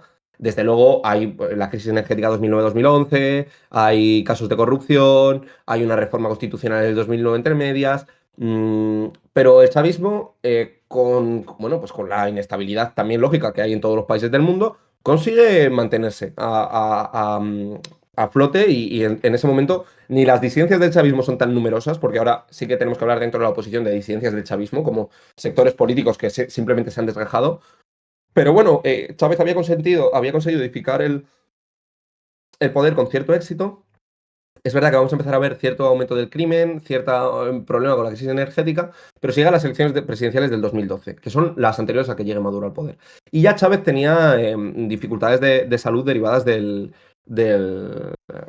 cáncer que tenía, ¿no? Ahí gana Chávez, esto es importante decirlo, esto es 2012, ¿eh? Ahí gana Chávez con 8 millones de votos, frente a 6,5 que tuvo Capriles. Capriles reconoció los resultados y pidió que se respetasen. O sea, esto de la ilegitimidad de Chávez, no sé qué. Las elecciones del 2012, ¿vale? Las elecciones del 7 de octubre de 2012 las gana Chávez y Capriles pide que se respeten. O sea, no me acuerdo ahora mismo el porcentaje. Fueron eso, 8.100.000 contra 6 millones, 6 millones y medio de votos, más o menos era. Y las gana. Y Chávez ya estaba en un momento de salud muy delicado. Como digo, todavía no tenía el chavismo esa gran crisis, porque la crisis va a empezar fundamentalmente, o sea, la verdad que a Nicolás Maduro se encuentra todo, el pobre, porque gana las elecciones, ahora hablamos de esos, y ya empieza una crisis económica y una crisis del petróleo importante, ¿no? Va a morir Hugo Chávez en abril del 13. Bueno, perdón, en abril son las elecciones. En marzo del 2013, creo que fue el 5 de marzo de 2013, muere Hugo Chávez y ya había dejado por escrito que su sucesor tenía que ser Nicolás Maduro. Me parece importante señalar esto porque la designación de Chávez a Maduro es la que yo creo que permite que haya una cierta paz social. Pax, decía Pax en términos latinos, no Pax de política agraria común, dentro del chavismo, porque aquí voy a pararme brevemente. Dentro del chavismo hay distintas sensibilidades. Que Chávez designase por escrito y en vídeo a Maduro como... O sea, él gana las elecciones del 2012 ya inflado por el tratamiento del cáncer en una muy mala situación. Él se va a Cuba a operarse y cuando se va a Cuba a operarse, él ya dice que su vicepresidente y canciller, entonces Maduro lleva las relaciones exteriores, tendría que ser que le sucediese. Y no Diosdado Cabello, que en términos constitucionales tendría que ser quien le sustituyese. Diosdado Cabello ya se había hablado de él en el golpe de Estado del 2002 porque fue quien asumió interinamente el poder. Diosdado Cabello ha estado siempre en la sombra del chavismo y por detrás, ¿no? En esa segunda fila política, dirigiendo el PSUV, el Partido Socialista Unido de Venezuela, y es el gran damnificado de la elección de Maduro. Digo esto porque incluso nos lo podemos llevar a la actualidad porque decimos, oye, ¿y si no es Maduro, quién está? Pues tendríamos que hablar de Diosdado Cabello, de Vladimir Padrino, de mucha gente, ¿no? Pero bueno, Diosdado Cabello, digo eso. Se le designa y entonces la transición es relativamente pacífica dentro del chavismo. Es la primera vez que el chavismo tiene que existir sin Chávez. Muere Chávez el 5 de marzo, hay una absoluta conmoción, muere al año de la elección, o sea, ni siquiera se llega a eso, ¿no? Y entonces se tienen que convocar elecciones. En las elecciones del 2013 va a ganarlas Nicolás Maduro y las va a ganar con polémica, porque ciertamente, bueno, Nicolás Maduro es un conductor de autobús, se forma en Cuba, en los años en los que el chavismo ya se empieza a politizar con mayor intensidad, él va a mantener una política muy, muy afín a Cuba, va a ser canciller y va a ser canciller en un momento en el que él va a ser incluso designado secretario general de la UNASUR, ministro de Relaciones Exteriores, va a jugar un papel muy importante en la CELAC, en ALBA, en UNASUR y en Mercosur. Ha tenido formación en Cuba. Por tanto, estamos hablando que es un perfil ideológico que conoce bien la proyección internacional. Esto es importante porque Maduro a veces, pues eso, también por sus formas, ¿no? Tan caribeñas, alguien se puede pensar que es un mamarracho. No, no. O sea, él fue secretario general de UNASUR y jugó un papel clave en el desarrollo del ALBA y lo hizo en los años difíciles y menos fáciles, ¿no? Entonces, llega a las elecciones del 2013 designado, como había sido señalado por Chávez, llega con cierta legitimidad y bueno, las elecciones del 2013 son realmente turbulentas. Si bien las del 2012 Capriles reconoce la derrota, aquí Nicolás Maduro gana con el 50,61% del voto. Es decir, gana por menos por 250.000 votos, creo que era la diferencia, algo así, no me acuerdo exactamente. Por 250.000 votos frente al candidato de la unidad, que era Enrique Capriles. El sistema electoral venezolano es muy robusto, hablaremos de ello después, y eso hace pensar que realmente es difícil que hubiese un fraude electoral, la verdad. O sea, yo lo veo así. Pero efectivamente la oposición no va a reconocer en buena medida esa victoria que es pírrica. Y claro, como la diferencia es tan menor, daba pie a alimentar estas tesis, ¿no? El mismo 14 de abril, Capriles desconoce el resultado y dice bueno, que hay que hacer un recuento total de los votos, que su campaña, su comando electoral había detectado pues, 3.500 irregularidades en las mesas y demás.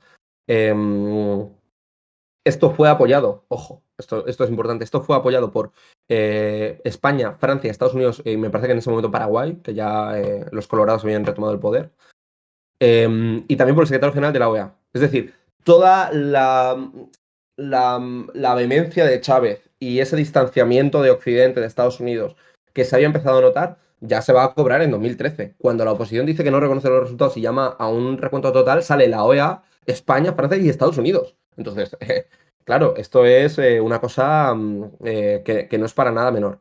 ¿Qué pasa? Que el chavismo va adelante, dice que el resultado ha sido limpio, continúa y entonces, claro, Maduro llega con un escenario de inestabilidad social muy, muy importante, muy, muy importante. Entonces, va a juntarse, por un lado, la crisis social, que si bien, como digo, yo insisto mucho, las elecciones de 2012 la oposición las reconoce, las del 2013 no. Entonces, ese escenario de crisis social se va a encontrar con una crisis del petróleo importante y por tanto Maduro va a tener que afrontar ya un escenario económico cada vez más creciente. Ya pasaba con Chávez, ¿no? Los últimos años de Chávez, del 2010, 2011, 2013, el petróleo estaba dando, el modelo económico basado en el petróleo estaba empezando a dar síntomas de agotamiento. No sabíamos hasta qué niveles, ¿no? Pero claro, eso se va a incrementar. En 2013 la oposición desconoce los resultados, va a haber un proceso de protestas en 2014 brutal, eh, pero no van a llegar a su pico hasta 2017, que son las guarimbas venezolanas. Ya Maduro en ese momento, en el momento en el que la OEA pide que haya un recuento total y Estados Unidos también pide que haya un reconocimiento, un recuento total, aunque luego va a mantener relaciones diplomáticas, es decir, no va a reconocer a Capriles como presidente, eso llegará después con Guaidó, ya la relación está herida de muerte. Entonces, Maduro hereda el antiimperialismo de Chávez, que como digo, se había radicalizado y profundizado a partir del año fundamentalmente 2007, 2008, 2009, ese famoso ¿por qué no te callas?, que es incluso también posterior, ¿no? Ese maldito seas Estado de Israel, doy 72 horas al embajador yanqui en Caracas, no, es que era tan grande el liderazgo de Hugo Chávez que claro, la sombra de Chávez es muy alargada para Maduro. Pues todo eso lo coge, lo toma, Maduro lo hace con una sombra, como digo, inconmensurable, que es la de Chávez, ¿no? Entonces, no es el liderazgo de Chávez tan carismático. Entonces, en mi opinión, hay un proceso de atrincheramiento, ojo, parece que cuando te atrincheras te haces pequeño, porque renuncias a mucho. No, no, se atrinchera con lo que era el chavismo, que el chavismo era muy grande. Y entonces dice, vamos a consolidar la base social que teníamos, vamos a consolidar el programa político que teníamos, y es lo que intenta mantener las mismas claves políticas que había tenido Chávez, la misma base social que había tenido Chávez, pero bueno, pues con dificultades. Entonces, el gobierno de Maduro empieza marcado por el desconocimiento de los resultados, porque Estados Unidos y la OEA no le reconocen y por tanto va a profundizar en ese camino y ahí es donde, por supuesto, ya se terminan de estrechar las relaciones con China y con Rusia, donde se va a buscar también, por necesidad económica, desarrollo de relaciones económicas con países como Turquía, como Irán, que es muy importante, y países árabes fundamentalmente. Hay que hablar de la relación con Qatar, por ejemplo, por una necesidad objetiva que tenía Venezuela en ese momento. Entonces, Maduro va a desarrollar una política exterior basada en las necesidades económicas. No es tan acuciante en el 2013, pero lo vamos a ver claramente a partir del 2017, 2018, donde hay una vertiente claramente económica y política. Ve que la oposición se le está echando encima, que Estados Unidos está dispuesto a ir con todo para terminar con el gobierno de Chávez y por tanto hay una situación lógica y normal que va a China y a Rusia y les dice, oye, necesito vuestro apoyo porque mira lo que tengo enfrente. Mira lo que tengo enfrente, esto es lo que hay. China y Rusia, que como digo, hasta entonces Venezuela había tenido un proceso de radicalización ideológica, pero desde un punto de vista de política exterior termina de consolidar esa deriva en esos años, pues van a decir que sí. Y entonces, como digo, la política exterior de Maduro toma los mimbres de Chávez y los radicaliza por necesidad. Por necesidad de que se estaba viendo aislado internacionalmente, porque las izquierdas en América Latina habían llegado al ocaso, ¿no? En 2016, ¿qué queda del proceso del siglo XXI? Pues nada, muy poquito, ¿no? Y también por necesidad económica. Entonces se ve obligada a ir a nuevos mercados y se ve obligada a buscar aliados que le sostengan desde un punto de vista ideológico y económico. Y ahí entonces se va a profundizar China, Rusia, Irán va a empezar a jugar en escena con más intensidad, ya lo había hecho con Chávez, pero ahora van a hacerlo al cuadrado. Y las elecciones del 2013, de las que estábamos hablando antes, son importantes porque van a marcar claro, ese parteaguas. Esas primeras elecciones, hay un desconocimiento y ya llegamos dentro del gobierno de Maduro, que como digo, se atrinchera no por hacerse pequeño, sino que intenta tomar toda la estructura que había creado Chávez y la intenta ir más allá, pues lo que decimos, el mismo sistema de misiones y grandes misiones, el mismo sistema del PSUV y del Gran Polo Patriótico, de las milicias y de todo el engranaje social intenta permanecer. Es un momento en el que ya el chavismo no opta a crecer más, sino a retener lo construido. Internacionalmente va a buscar una alianza más de corte ideológico y que económicamente sostenga los años duros que van a venir. La oposición va a impulsar protestas en el 2013 para el desconocimiento. No se consigue, Maduro toma el poder, pero ya Estados Unidos, la OEA, España, Francia habían enseñado la patita. Entonces, todo el proceso va a ir un pasito más allá. Y es donde vamos a llegar luego ya a las guarimbas del 2017, que son, pues yo diría que el otro gran momento, ¿no? Cuando Venezuela entra en las guarimbas y vemos que hay en todo este momento, como os digo, el petróleo está dando síntomas de agotamiento, la situación económica empeora, Estados Unidos empieza a imponer sanciones, ya había impuesto sanciones con anterioridad, pero las profundiza, y entonces hay una situación económica muy mala que va a terminar derivando en una gran movilización en la calle, a la que tiene que hacer frente Maduro. Eh, ¿Cómo hace frente? Pues en primer lugar, pues eso, habiendo buscado un salvavidas internacional en Rusia y en China, que le van a perdonar gran parte de la deuda, que van a enfermar inversiones millonarias. Después va a ser Irán quien ayude con el refinado del petróleo, con contratos bilaterales para intentar salvaguardar la situación económica. Y en 2017 se desatan grandes protestas, que son los años de las guarimbas, y que van a ser, yo creo bueno, pues otro parteaguas en la historia de Venezuela. Y tras las guarimbas llega uno de los procesos políticos que marca no solo la apuesta definitiva de la oposición por, entre otras cosas, el boicot, el gobierno autoproclamado del que hablaremos ahora, sino también una mayor marginalización del gobierno de Nicolás Maduro por parte de los actores occidentales, por parte de la Unión Europea y de los actores europeos, por parte de Estados Unidos, intensificación de sanciones e incluso por parte de muchos gobiernos latinoamericanos, no solo de derecha, sino algunos gobiernos incluso dentro de lo que se conoce como el progresismo, que empiezan a tener dudas sobre el liderazgo de Nicolás Maduro, que es lo que ocurre con esas elecciones a la Asamblea General que pierde el chavismo, que a posteriori podríamos utilizar como término que el chavismo desautoriza las competencias de esa Asamblea Nacional Venezolana de mayoría antichavista, de mayoría opositora, convoca unas elecciones a Asamblea Constituyente, una Asamblea Constituyente a la que no se presenta la oposición y el chavismo obtiene, evidentemente, la mayoría total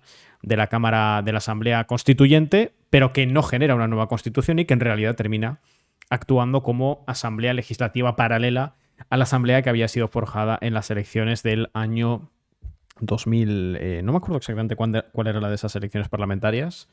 La de las guarimbas, perdón, la de la constituyente o las La, legislativas la de la que, oposición. la que gana la oposición, las legislativas que gana la oposición, 2015. 2015. Y Si no me ahí es equivoco, sí, donde... 2015. Esa es quizá la gran crisis institucional que tiene el gobierno de Nicolás Maduro. ¿Qué pasa en ese momento, Néstor? ¿Cómo el chavismo gestiona su derrota electoral en las elecciones legislativas? ¿Para qué utiliza a posteriori la Asamblea Constituyente? Es cierto que quizá no va tan allá como uno podía haber pensado, porque de hecho podría haber modificado la Constitución e incluso modificar artículos de la propia ley electoral y de la propia del sistema político en sí mismo para asegurarse permanecer en el poder a largo plazo. No lo hace. ¿Qué pasa con esa primera Asamblea Nacional? ¿Qué pasa con la Asamblea Constituyente? ¿Cómo reacciona la oposición? ¿Y cómo se llega al momento del gobierno autoproclamado de Juan Guaidó, que termina siendo en realidad un fracaso? Claro, la semilla del mal, no lo voy a decir así, pero la semilla ya la había plantado Chávez, porque la situación económica y política a la que llegaba Venezuela, que era de mucho tensionamiento, ya estaba allí. De hecho, Maduro asume, mantiene las líneas económicas fundamentales de Chávez y mantiene la política exterior, como digo, la va a profundizar y radicalizar en función a las necesidades, ¿no? O sea, si hay un acercamiento mayor es porque lo necesita objetivamente buscar ese apoyo. Pero la situación ya estaba mal. Entonces, ¿qué pasa? Que a partir del 2013 se desconocen los resultados. En ese momento, insisto, no se reconoce a ningún otro presidente por el estilo. Y es fundamental, me había olvidado, de las elecciones legislativas del 2015 que gana la oposición. Gana la oposición además con contundencia, con un 56% de los votos. Y en esas elecciones que gana la oposición, vamos a ver cómo... si ya habíamos tenido 2013 desconocimiento de los resultados, 2014 protestas, 2015 la oposición gana las elecciones. Desde el 2015 había habido un proceso desde desde la Asamblea, un choque de poderes, ¿no? Entre el legislativo y el ejecutivo. En el 2016 y en el 2017 la crisis económica empeora muchísimo, con una mayoría opositora en el legislativo. Y esas protestas van a terminar derivando incluso en actos violentos en la calle, en una situación de casi insurrección con la guarimba, que es en el 2017. En ese momento, Maduro activa la carta de la Asamblea Constituyente para intentar, por un lado, desactivar los poderes de la Asamblea opositora que había ganado en el 2015 y que seguía teniendo, y por otro lado, poder arrojarse poderes extraordinarios con los que intentar aplacar el proceso de la guarimba. Entonces, la Asamblea Legislativa de 2015, que es clave, porque es la que edifica la legitimidad de la oposición posterior, es decir, ahora mismo esta asamblea opositora que está operando, ¿no? Que fue la que designó a Juan Guaidó, ante la que rendía cuentas Juan Guaidó y demás, es una oposición, perdón, es una Asamblea Nacional de 2015, es decir, de hace 9 años, con un mandato ya caducado. Pero es decir, esa victoria de la oposición realmente va a tener un valor simbólico muy importante para ellos y va a ser sobre la que después intenten construir su legitimidad. No, nosotros no estamos haciendo lo que nos da la gana, estamos aplicando, cogiendo lo último que quedó limpio de Venezuela antes de que Maduro destruyese todo, que fueron esas legislativas, y a partir de ahí justificamos todo. 15 ganan las elecciones, 16 y 17 empeora la crisis económica, la guarimba, que tiene que ver también, por supuesto, con una gran actuación y represión del Estado, es decir, ahí el chavismo moviliza al ejército y hay una situación excepcional, por supuesto, porque estaba habiendo también altercados armados, es decir, hay casi una situación de insurrección, fomentado, por supuesto, por la oposición, por los sectores más radicales y extremistas, con un interés clarísimo de Estados Unidos detrás. Y entonces Maduro se ve absolutamente rodeado y forzado a tomar algún tipo de decisión, que es como bien decías tú, la Asamblea Constituyente, que es una Asamblea Constituyente a la que le va a arrojar grandes poderes. Esa constituyente va a ser monocolor, como bien decías tú, porque la oposición no reconoce las elecciones. Ese no reconocimiento de las elecciones va a dejar vía libre para lo que vamos a ver después, que es que la oposición no va a participar a partir de entonces en los procesos electorales. Esto es importante porque desde estas elecciones constituyentes sí que habían participado en el resto de las elecciones generales, ¿no? Hemos hablado de cómo ganan las legislativas del 2015, cómo tenemos estados como Nueva Esparta, por ejemplo, que han sido icónicamente opositoras y que habían ganado, se habían ido revalidando uno a uno, ¿no? Salvo algunas disidencias de la oposición que se van a participar. Este es el parteaguas, ¿no? En el que la Asamblea Constituyente, que va a buscar Maduro, como digo, para reconcentrar el poder, el 1 de mayo de 2017, en la movilización del 1 de mayo, convoca de 2017 a la Asamblea Constituyente y dice que es, bueno, pues para retomar el poder y hacerlo. Esa Asamblea Nacional Constituyente monocolor, efectivamente le quita las competencias a la Asamblea Nacional, que es lo que también dice la oposición, que es ilegítimo y que por tanto no hay, ya en ese momento se comete una ilegalidad por parte del gobierno y no hay manera de poder sostener que el gobierno venezolano es democrático. Esa Asamblea Constituyente ya ha acabado su mandato, ¿vale? Y ha acabado sin una constitución nueva. Esto es importante decirlo, porque efectivamente fue una estratagema en la que el chavismo busca y hace ingeniería legislativa, ingeniería constitucional, para poder bueno, pues salir del atolladero. 2017, Asamblea Constituyente, la guarimba se alarga durante muchísimo tiempo y ya llegamos a la crisis política del 2019, ¿vale? En el 2019, bueno, antes del 2019 evidentemente llegamos a las elecciones del 2018, pero bueno, es que las elecciones del 2018 casi ni las comento porque fueron unas elecciones también monocolor, ¿no?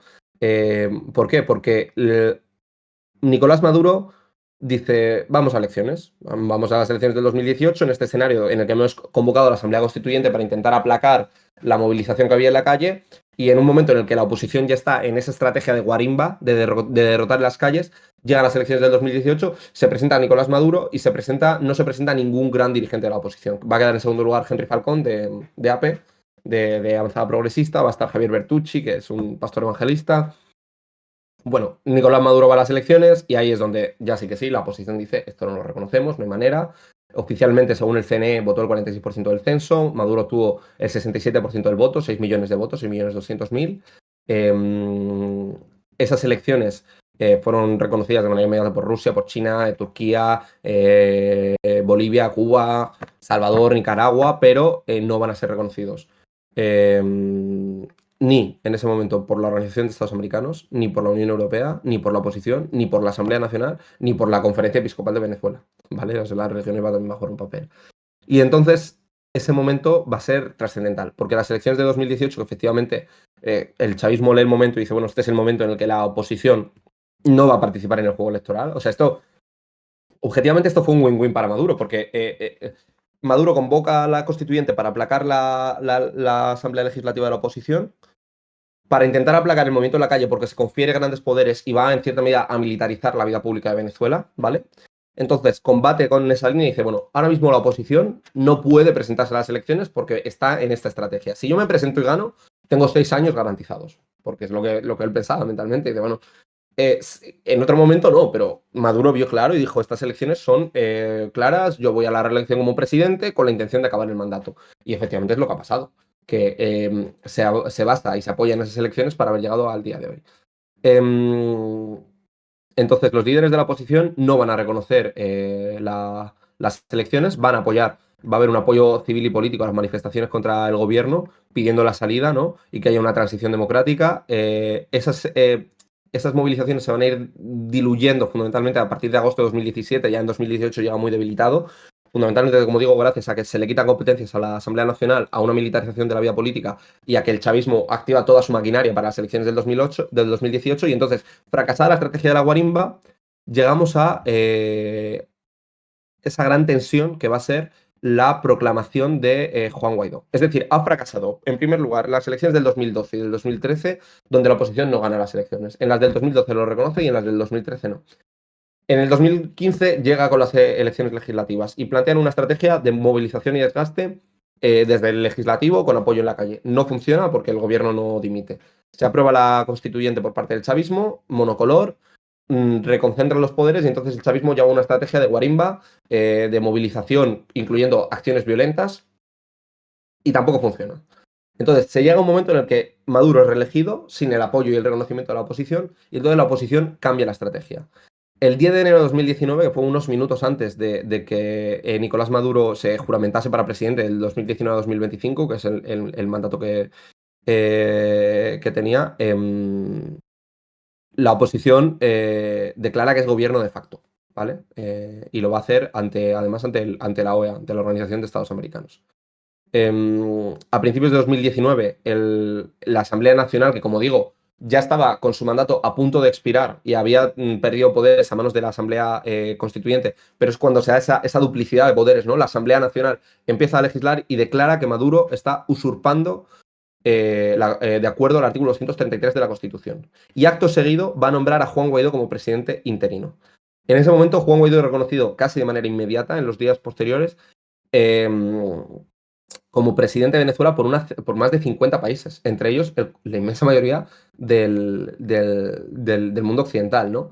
El 10 de enero, insisto, 10 de enero, la Asamblea Nacional, de mayoría opositora, a la que se le había despojado gran parte de sus poderes, dice que nombran un gobierno de facto, que no reconocen a Maduro, tiene el apoyo de la OEA, y el 23 de enero, 13 días después, Juan Guaidó es autoproclamado presidente interino de Venezuela. La figura interino es importante porque es la figura que ellos crean amparándose en el artículo 233 de la Constitución para decir que hay que hacer eso. Desde el 23 de enero hay una absoluta movilización brutal en Venezuela por parte de la oposición, que tiene efectivamente en Juan Guaidó una especie de héroe. Hay una ilusión objetiva de la oposición y de muchos sectores bueno, pues que estaban sufriendo las consecuencias económicas, estaban en contra del chavismo y que compran esta estrategia. Es decir, bueno, había un apoyo a Juan Guaidó honesto por parte de una gran parte de la sociedad venezolana, de que aunque no hubiese ganado las elecciones, tenía la legitimidad para disputar a Maduro la presidencia y ser él quien encabezase esa transición política. El 30 de abril de 2019, 3 meses después, con todo ese énfasis, con todo ese gran apoyo de muchos países, entre ellos Unión Europea, Estados Unidos y demás, tiene lugar un alzamiento militar. Fundamentalmente empieza la base de la Carlota en Caracas, con la presencia de Leopoldo López y de Juan Guaidó. Es importante porque va a ser cuando se liberen a muchos grandes opositores, esa imagen icónica, ¿no? de de los militares con un brazalete azul, tomando posiciones. Ese golpe de Estado fracasa, pero Juan Guaidó en ningún caso es detenido, porque el chavismo veía que el apoyo social que había era tan grande, que la situación era tan delicada, que el chavismo en ningún momento va a detener a Guaidó. Va a buscar que la estrategia de la oposición, del gobierno paralelo, que fracasa en el momento en el que fracasa el golpe de Estado, muera por inanición. Eso es lo que va a buscar el chavismo, que muera por inanición. Entonces, va a intentar estrangular legislativamente, con detenciones selectivas, pero sin tocar a Juan Guaidó en ningún momento, porque sabían que eso podía desatar una gran tormenta internacional. Va a buscar aislar, estrangular y que muera por inanición la estrategia de la oposición. El 5 de enero de 2020 fracasa el golpe de Estado del 30 de abril de 2019. La oposición está masivamente movilizada en la calle. Juan Guaidó designa un gobierno interino. Y entonces es cuando se da la imagen, el 5 de enero, de ese intento de entrar en el Palacio Legislativo. No sé si os acordáis de Juan Guaidó saltando la verja de la Asamblea Nacional. Eh, y el 7 de enero de 2020, en enero de 2020, después de todo eso, retoma el mandato de la Asamblea Nacional, que ya estaba caducando su mandato. Esto es muy importante decirlo, porque las elecciones del 2015, en las que gana la Asamblea Nacional, como digo, es la base sobre la que van a aprobar que Maduro, que Juan Guaidó era el presidente, pues está a punto de terminar. De hecho, el 6 de diciembre de 2020 van a tener lugar las elecciones legislativas. Entonces va a haber ahí un pulso durante el año 2020 donde Juan Guaidó va a apoyarse en esa asamblea legislativa que ya estaba acabando sus funciones y vamos a entrar en una nueva etapa. Con las elecciones del 2020, después de que haya fracasado el intento de golpe de Estado del 2019, con el alzamiento militar, con Leopoldo López y demás, se crea una estructura de gobierno en el exilio. En 2020, el gobierno, a finales del 2020, convoca elecciones. De nuevo, la oposición no va a esas elecciones. En esas elecciones del 2020 se declara que ha votado un 30% del censo. El gran polo patriótico Simón Bolívar del PSUV tiene 4 millones de votos, 4.300.000. Recordemos que en las elecciones del 2018 de Nicolás Maduro había 6 millones de votos, ¿vale? Y consiguieron una hipermayoría. Solo participan en esas elecciones lo que la oposición llama alacranes, que es una oposición que reconoce al chavismo, que en muchos casos dicen que se ha usurpado sus juntas directivas por parte del poder electoral.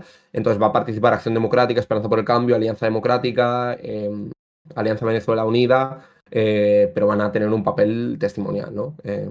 COPEI también, la Junta Directiva de COPEI que había intervenido el Tribunal Supremo de Venezuela, pero bueno, lo cierto es que en 2020 oficialmente acababa el mandato de la Asamblea Legislativa de la oposición. Entonces, el impulso original que tiene Guaidó en 2019 se va a mantener. En 2020 ya hay una pequeña crisis, o por lo menos una crisis de identidad. De ahora que ya hay un nuevo cuerpo legislativo, el chavismo había desactivado parte de su discurso. No consiguen derrocar al Maduro con las movilizaciones, son los momentos de las grandes movilizaciones. No funciona con el golpe de 2019, hay un intento de golpe de Estado, tentativas de golpe de Estado en el 2020 también, ¿vale? Que son desactivadas por el chavismo. Recordemos también el atentado contra Nicolás Maduro, o sea, son momentos de mucha inestabilidad, pero fracasa. Pasan los años y Guaidó fracasa. Y vamos a llegar al momento en el que Guaidó pues acaba. Y Guaidó es injusto porque se vivió con tanta intensidad esos años. Realmente en el 2019 era considerado casi un semidios en Venezuela. Eso hay que decirlo tal cual. Y lo que pasa es que le pasó factura el tiempo y el momento y no consiguió triunfar en su estrategia y ha derivado en que, bueno, llegásemos al escenario en el que estamos ahora, que es que Guaidó se quema, su gobierno interino no funciona por una cuestión que hemos dicho siempre, porque solo puede ejercer gobierno. Mira, hay tres cuestiones fundamentales en la ciencia política para que exista y funcione un Estado. ¿Tendrá reconocimiento o no? ¿Qué es lo primero? Tener soberanía. Lo segundo, proyectar esa soberanía sobre un territorio. Y lo tercero, tener una población que lo ejerza. Y el gobierno interino de Juan Guaidó con su gobierno paralelo no cumplía eso. Podía tener la soberanía, el autoritas que le podía dar su Asamblea Nacional, pero no era capaz de conseguir que se ejerciese sobre el territorio venezolano que fuese cumplido sobre su población. Por tanto, era un gobierno de nubes. Era un gobierno que no tenía autoritas eficaz sobre el territorio. Entonces, la estrategia de Guaidó fracasará y llegaremos al punto donde la oposición fracasa en las elecciones contra Chávez, fracasa en las elecciones del 2012, en las del 2013, fracasa su estrategia de intentar derrocar al gobierno con la movilización popular combinada con su victoria legislativa del 2015, fracasa en su estrategia de Guarimba y fracasa en su estrategia de gobierno paralelo con Juan Guaidó. Lo hace, por supuesto, porque sí, el chavismo tiene todos los resortes del poder, militariza la vida del país, pero, y aquí vamos a donde empezaba hace un rato, porque tenía un gran nivel de control y una estructura social enorme, que no la ha perdido, que fue cuando Maduro ya dice la unión cívico-militar. Tiene su estructura militar, militar profesional, su estructura militar en términos de milicia cívica, y tiene luego todo un engranaje que ha sido el que le ha permitido que el chavismo, incluso en los momentos más difíciles, de mayor necesidad económica, se parapetase detrás de una base social que pues veremos si son 3, 4, 5 millones, no creo que sea menos de eso lo que tenga el chavismo, 5 millones, que es muchísimo, y que consiguió sobrevivir gracias a unas alianzas internacionales que, como he dicho, a base de necesidad va a profundizar en China, Rusia, también países como Irán, como Turquía, como Argelia, como otros tantos, y que van a hacer que consiga sobrevivir con mayor o menor dificultad y que lleguemos al día de hoy, en el que la estrategia opositora fracasa en todas las etapas que estoy diciendo. Y eso es como llegamos a esta situación. Sí, y de hecho vamos a ir ya con el último punto. Hemos hecho bien en dejarlo para el final porque este es el único punto. Nosotros intentamos siempre que el mundo al detalle tenga duración, ¿no? Es decir, que si este programa lo veis, lo estamos grabando el 24 de julio del 24, pues estamos intentando, por contenido, que si este programa lo veis un 5 de marzo del año 2029, pues todavía os sirva de información. Si alguien lo está viendo justo en ese día en YouTube, que ponga el comentario, aunque, bueno, no sé ni si seguirá existiendo Descifrando la Guerra. Esperemos que sí. Pero en cualquier caso, vamos con el último punto, el único que va a caducar probablemente muy pronto.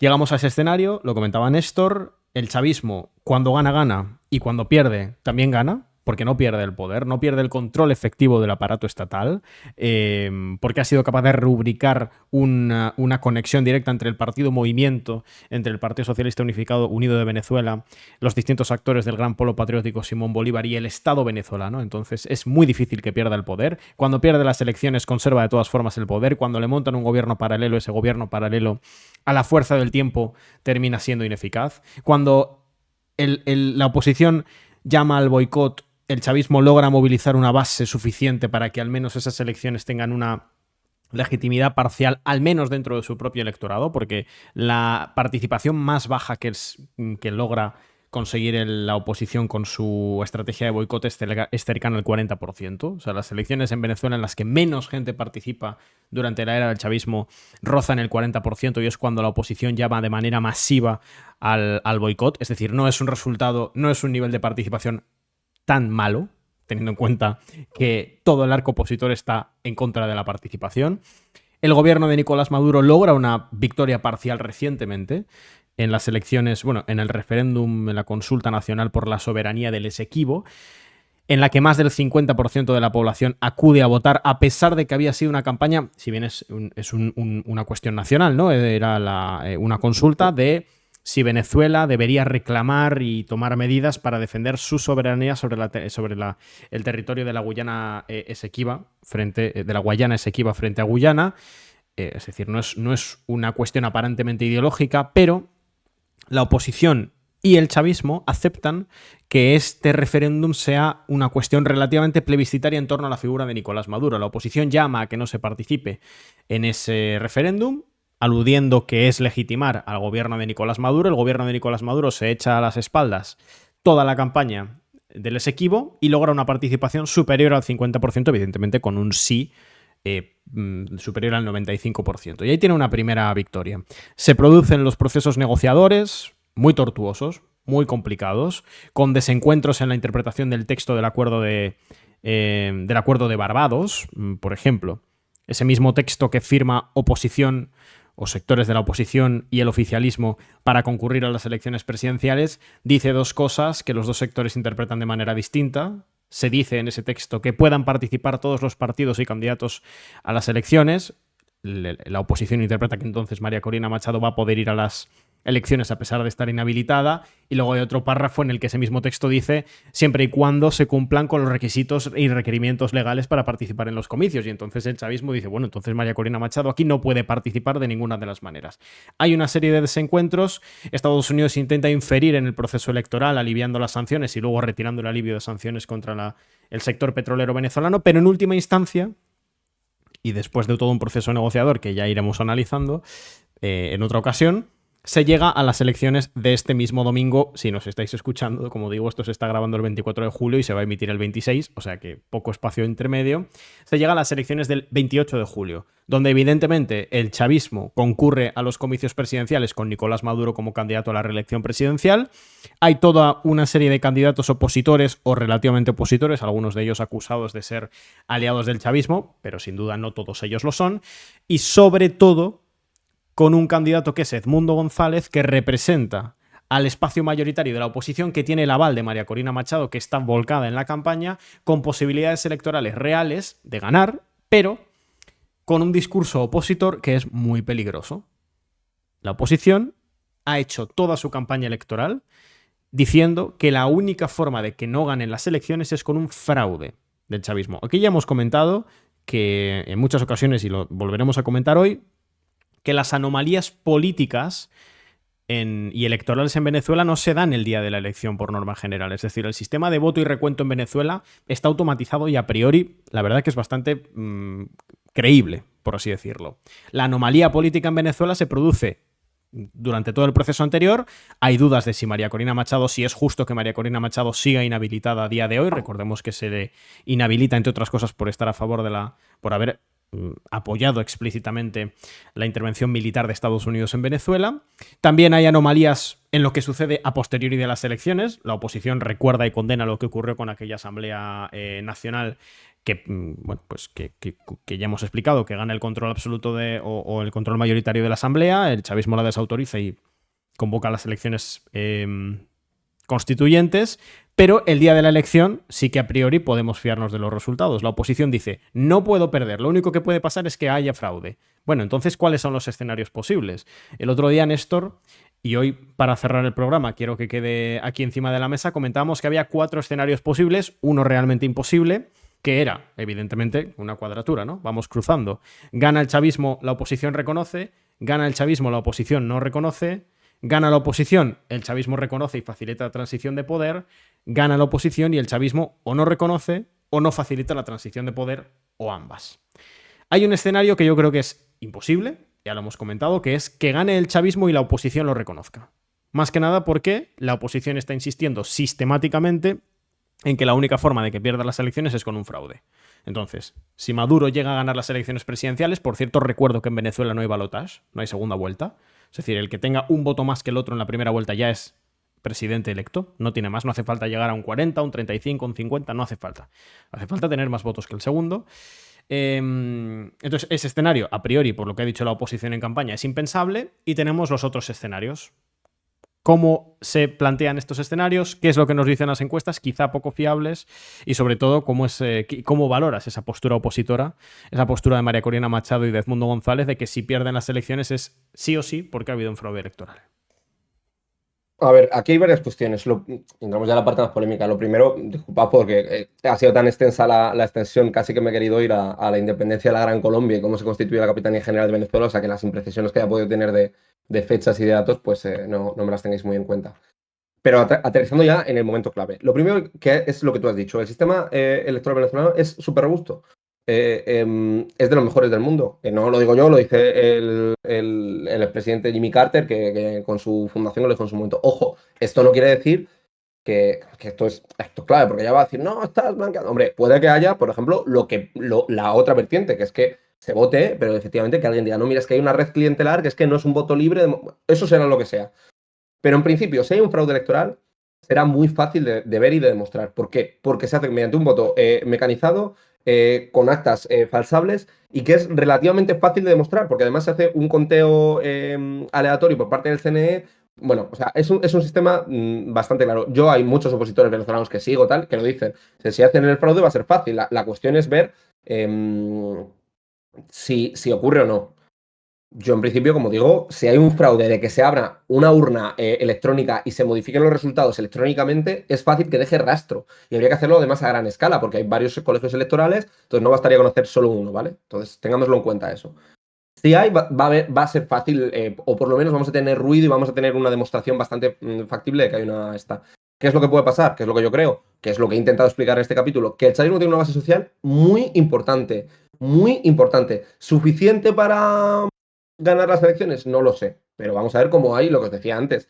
Todos los programas, la juventud, el partido, la milicia, toda esa gente vota y van a ser llamados a filas. Y va a haber mecanismos de clientelismo, de movilización de las bases sociales del chavismo que están hipertensionadas. La campaña electoral del chavismo está siendo una campaña social de movilización. Es verdad que la campaña electoral en América Latina siempre son muy de sangre caliente. Ves a los candidatos salir, grandes movilizaciones, manifestaciones, paseos, pitadas. No son como los mítines en España más fríos o en Europa, ¿no? Pero el chavismo ha puesto toda la carne en el asador. Toda. O sea, cuando digo toda, digo toda. Digo que es que de verdad que está un mecanismo engrasado. Han creado el PSUV, jefes de campaña por calles. O sea, por calles. O sea, ese es el nivel. Entonces, la clave es si sale la gente o no a votar. La oposición, ¿cómo está? Otro factor. Entonces, primer factor, es difícil que haya un fraude, un fraude de modificar las actas sin que deje rastro, ¿vale? Por el modelo que hay. Segundo, el chavismo tiene una base social. ¿Cómo de grande? No lo sabemos. Tenemos la estimación de la última elección de Maduro, que fueron 6 millones de votos, que se dice que se infló. Tenemos la estimación de las últimas elecciones legislativas de 4 millones de votos y tenemos las del Esequibo, que aquí hay un debate porque no se han dado los datos desagregados, que se dice, bueno, fueron 5 preguntas, entonces se ha dado como el conjunto de votos y no sabemos si son, pues eso, 5 millones y pico de votos o 8 millones de votos, o si entonces se han contado los votos separados pregunta por pregunta. Yo veía que había gente de la oposición que decía que en total habrían votado 1,5 millones de personas. Bueno, esa puede ser la base social del chavismo. Y el tercero es que, por ejemplo, hay una base muy importante de la oposición que no va a votar. Que podemos decir que, naturalmente, el exilio venezolano, que es muy notable, que es entre 6 y 5 millones, 4 millones, depende de cómo lo cuantifiquen, está fuera del país sin derecho a voto. Solo hay 63.000 venezolanos en el exterior con derecho a voto. Vale, esta es la base con la que hemos llegado. Fracaso de las opciones de la oposición, como he explicado. Un chavismo que tiene una base social que va a movilizar. Veremos cuánto más o menos. Un sistema electoral robusto que en principio, si hay un fraude, vamos a poder verlo. Y una oposición que está muy movilizada en torno a una candidatura unitaria, que es la de Edmundo González, apoyada por María Corina Machado, candidata aclamada y proclamada con un gran respaldo de la oposición, y que juega con la baza de Edmundo González como diplomático, como candidato de paja, ¿no? Casi, que es un poco lo que dice el chavismo, que es un candidato pelele, que no va a ejercer. ¿Cómo llegamos? Pues en ese escenario. Yo creo que está todo abierto, creo que las encuestas no son creíbles en América Latina y menos en Venezuela porque hay mucho voto oculto. También hay mucha preferencia de voto, pero es que en Venezuela, como hay redes o como hay un clientelismo muy fuerte y demás, no creo que sean un voto tan natural ni tan fácil y demás. Entonces, esos 4 escenarios. Ya has hablado tú de que la oposición no gana el chavismo y la oposición reconoce no es factible. Veamos cuál es el resto, ¿no? ¿Gana el chavismo y la oposición no reconoce? Pues ¿a qué podemos ir? Yo creo que podemos ir a un escenario que combine casi que todo lo anterior, ¿no? O sea, sanciones por parte de Estados Unidos, de la Unión Europea y demás, movilizaciones a la calle que se acerquen al escenario de la guarimba. No sé si llegarían a intentar un gobierno paralelo porque hemos visto que es un fracaso, pero desde luego veríamos una absoluta tensionamiento brutal, brutal, brutal, brutal de la situación en Venezuela desde un punto de vista económico y social, casi un escenario de guerra civil. Veremos qué pasa. Maduro ha dicho que él quiere un gobierno de unidad nacional, o sea que tendería la mano a la oposición si fuese reelegido. Y hoy, 24 de julio, 26, si lo estáis viendo en el viernes, salía diciendo el candidato Edmundo González que no va a plantear una amnistía, o sea que es un escenario muy duro, ¿no? Bueno, chavismo gana, oposición no reconoce, vamos a un escenario de guarimbas, acciones y demás. ¿Oposición gana, chavismo no reconoce? Pues lo mismo, pero al revés. O sea, veremos si el chavismo cede el testigo, si la oposición tiene la suficiente fuerza para tomar el poder vía movilización popular, vía intervención militar o vía lo que sea, pero con las urnas por detrás, decir, no, esto lo hemos ganado y lo hemos hecho.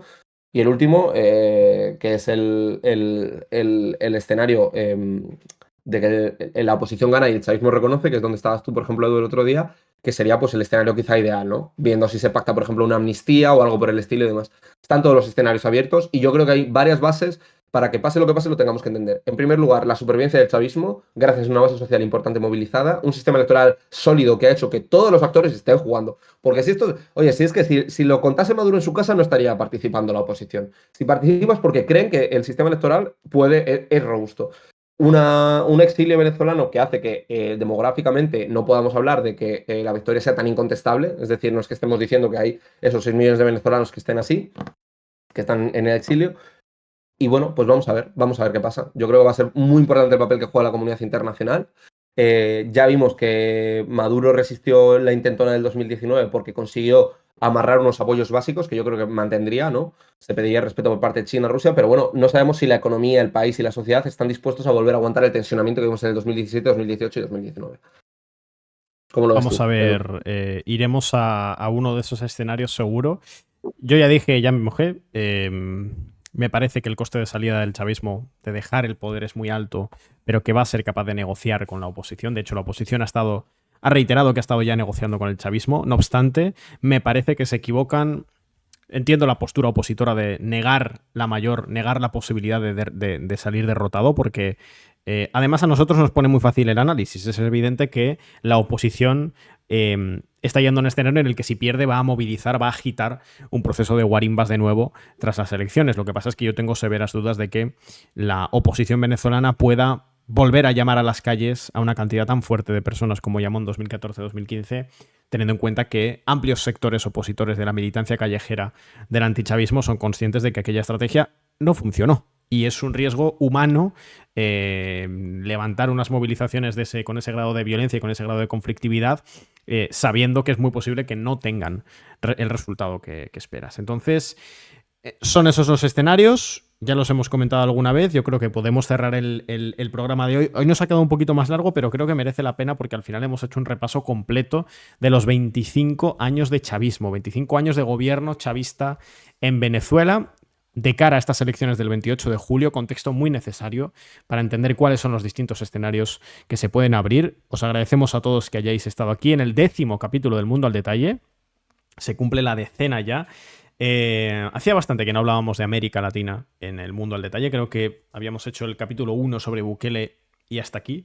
Habíamos llegado hasta el 10. Es cierto que habíamos hablado de derechas radicales, pero desde un punto de vista un poquito más general.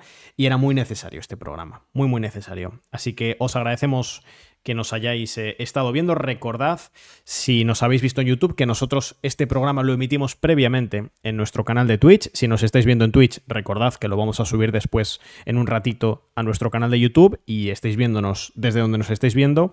Os recordamos que tenemos una fantástica página web, descifrandolaguerra.es, donde diariamente publicamos contenido, artículos, la newsletter semanal, tenemos también seminarios y evidentemente pues también hablamos de Venezuela, ¿no? Pero también tenemos nuestras coberturas, la cobertura de la guerra en Ucrania, la cobertura del conflicto palestino-israelí. Bueno, tenemos de todo en la página web de Descifrando la Guerra. Néstor, ha sido un placer. Terminamos por aquí el programa. Prontito nos seguiremos hablando de Venezuela, ya no tanto en un mundo al detalle, pero siguiendo las Bueno, elecciones. seguro, no hay pérdida. Muchas gracias a toda la gente que nos ha seguido. Eso, disculpad la extensión del este. Venezuela es un tema apasionante y ojalá que esta charla tranquila que hemos tenido, yo creo que intentando, como se empezaba diciendo, ¿no? La metáfora esta de que la sangre, que no, esperemos que no corra, pues salga de una manera fría, pues esperemos haber puesto todo encima de la mesa. Si ha habido alguna imprecisión de fechas, de momentos y tal, vaya por delante, pero bueno, eso, agradecer que podamos tener estos espacios fundamentales de debate de política internacional en castellano, con rigor, lejos de ningún tipo de dependencia, y eso pues es posible gracias a los suscriptores, a la gente que nos ve, que nos apoya, así que nada, animaros a hacerlo. Mejor de lo que lo ha dicho Edu, que es nuestras relaciones públicas oficial, yo no lo voy a hacer, o sea que solo limitarme al agradecimiento. Gracias a todos, como siempre.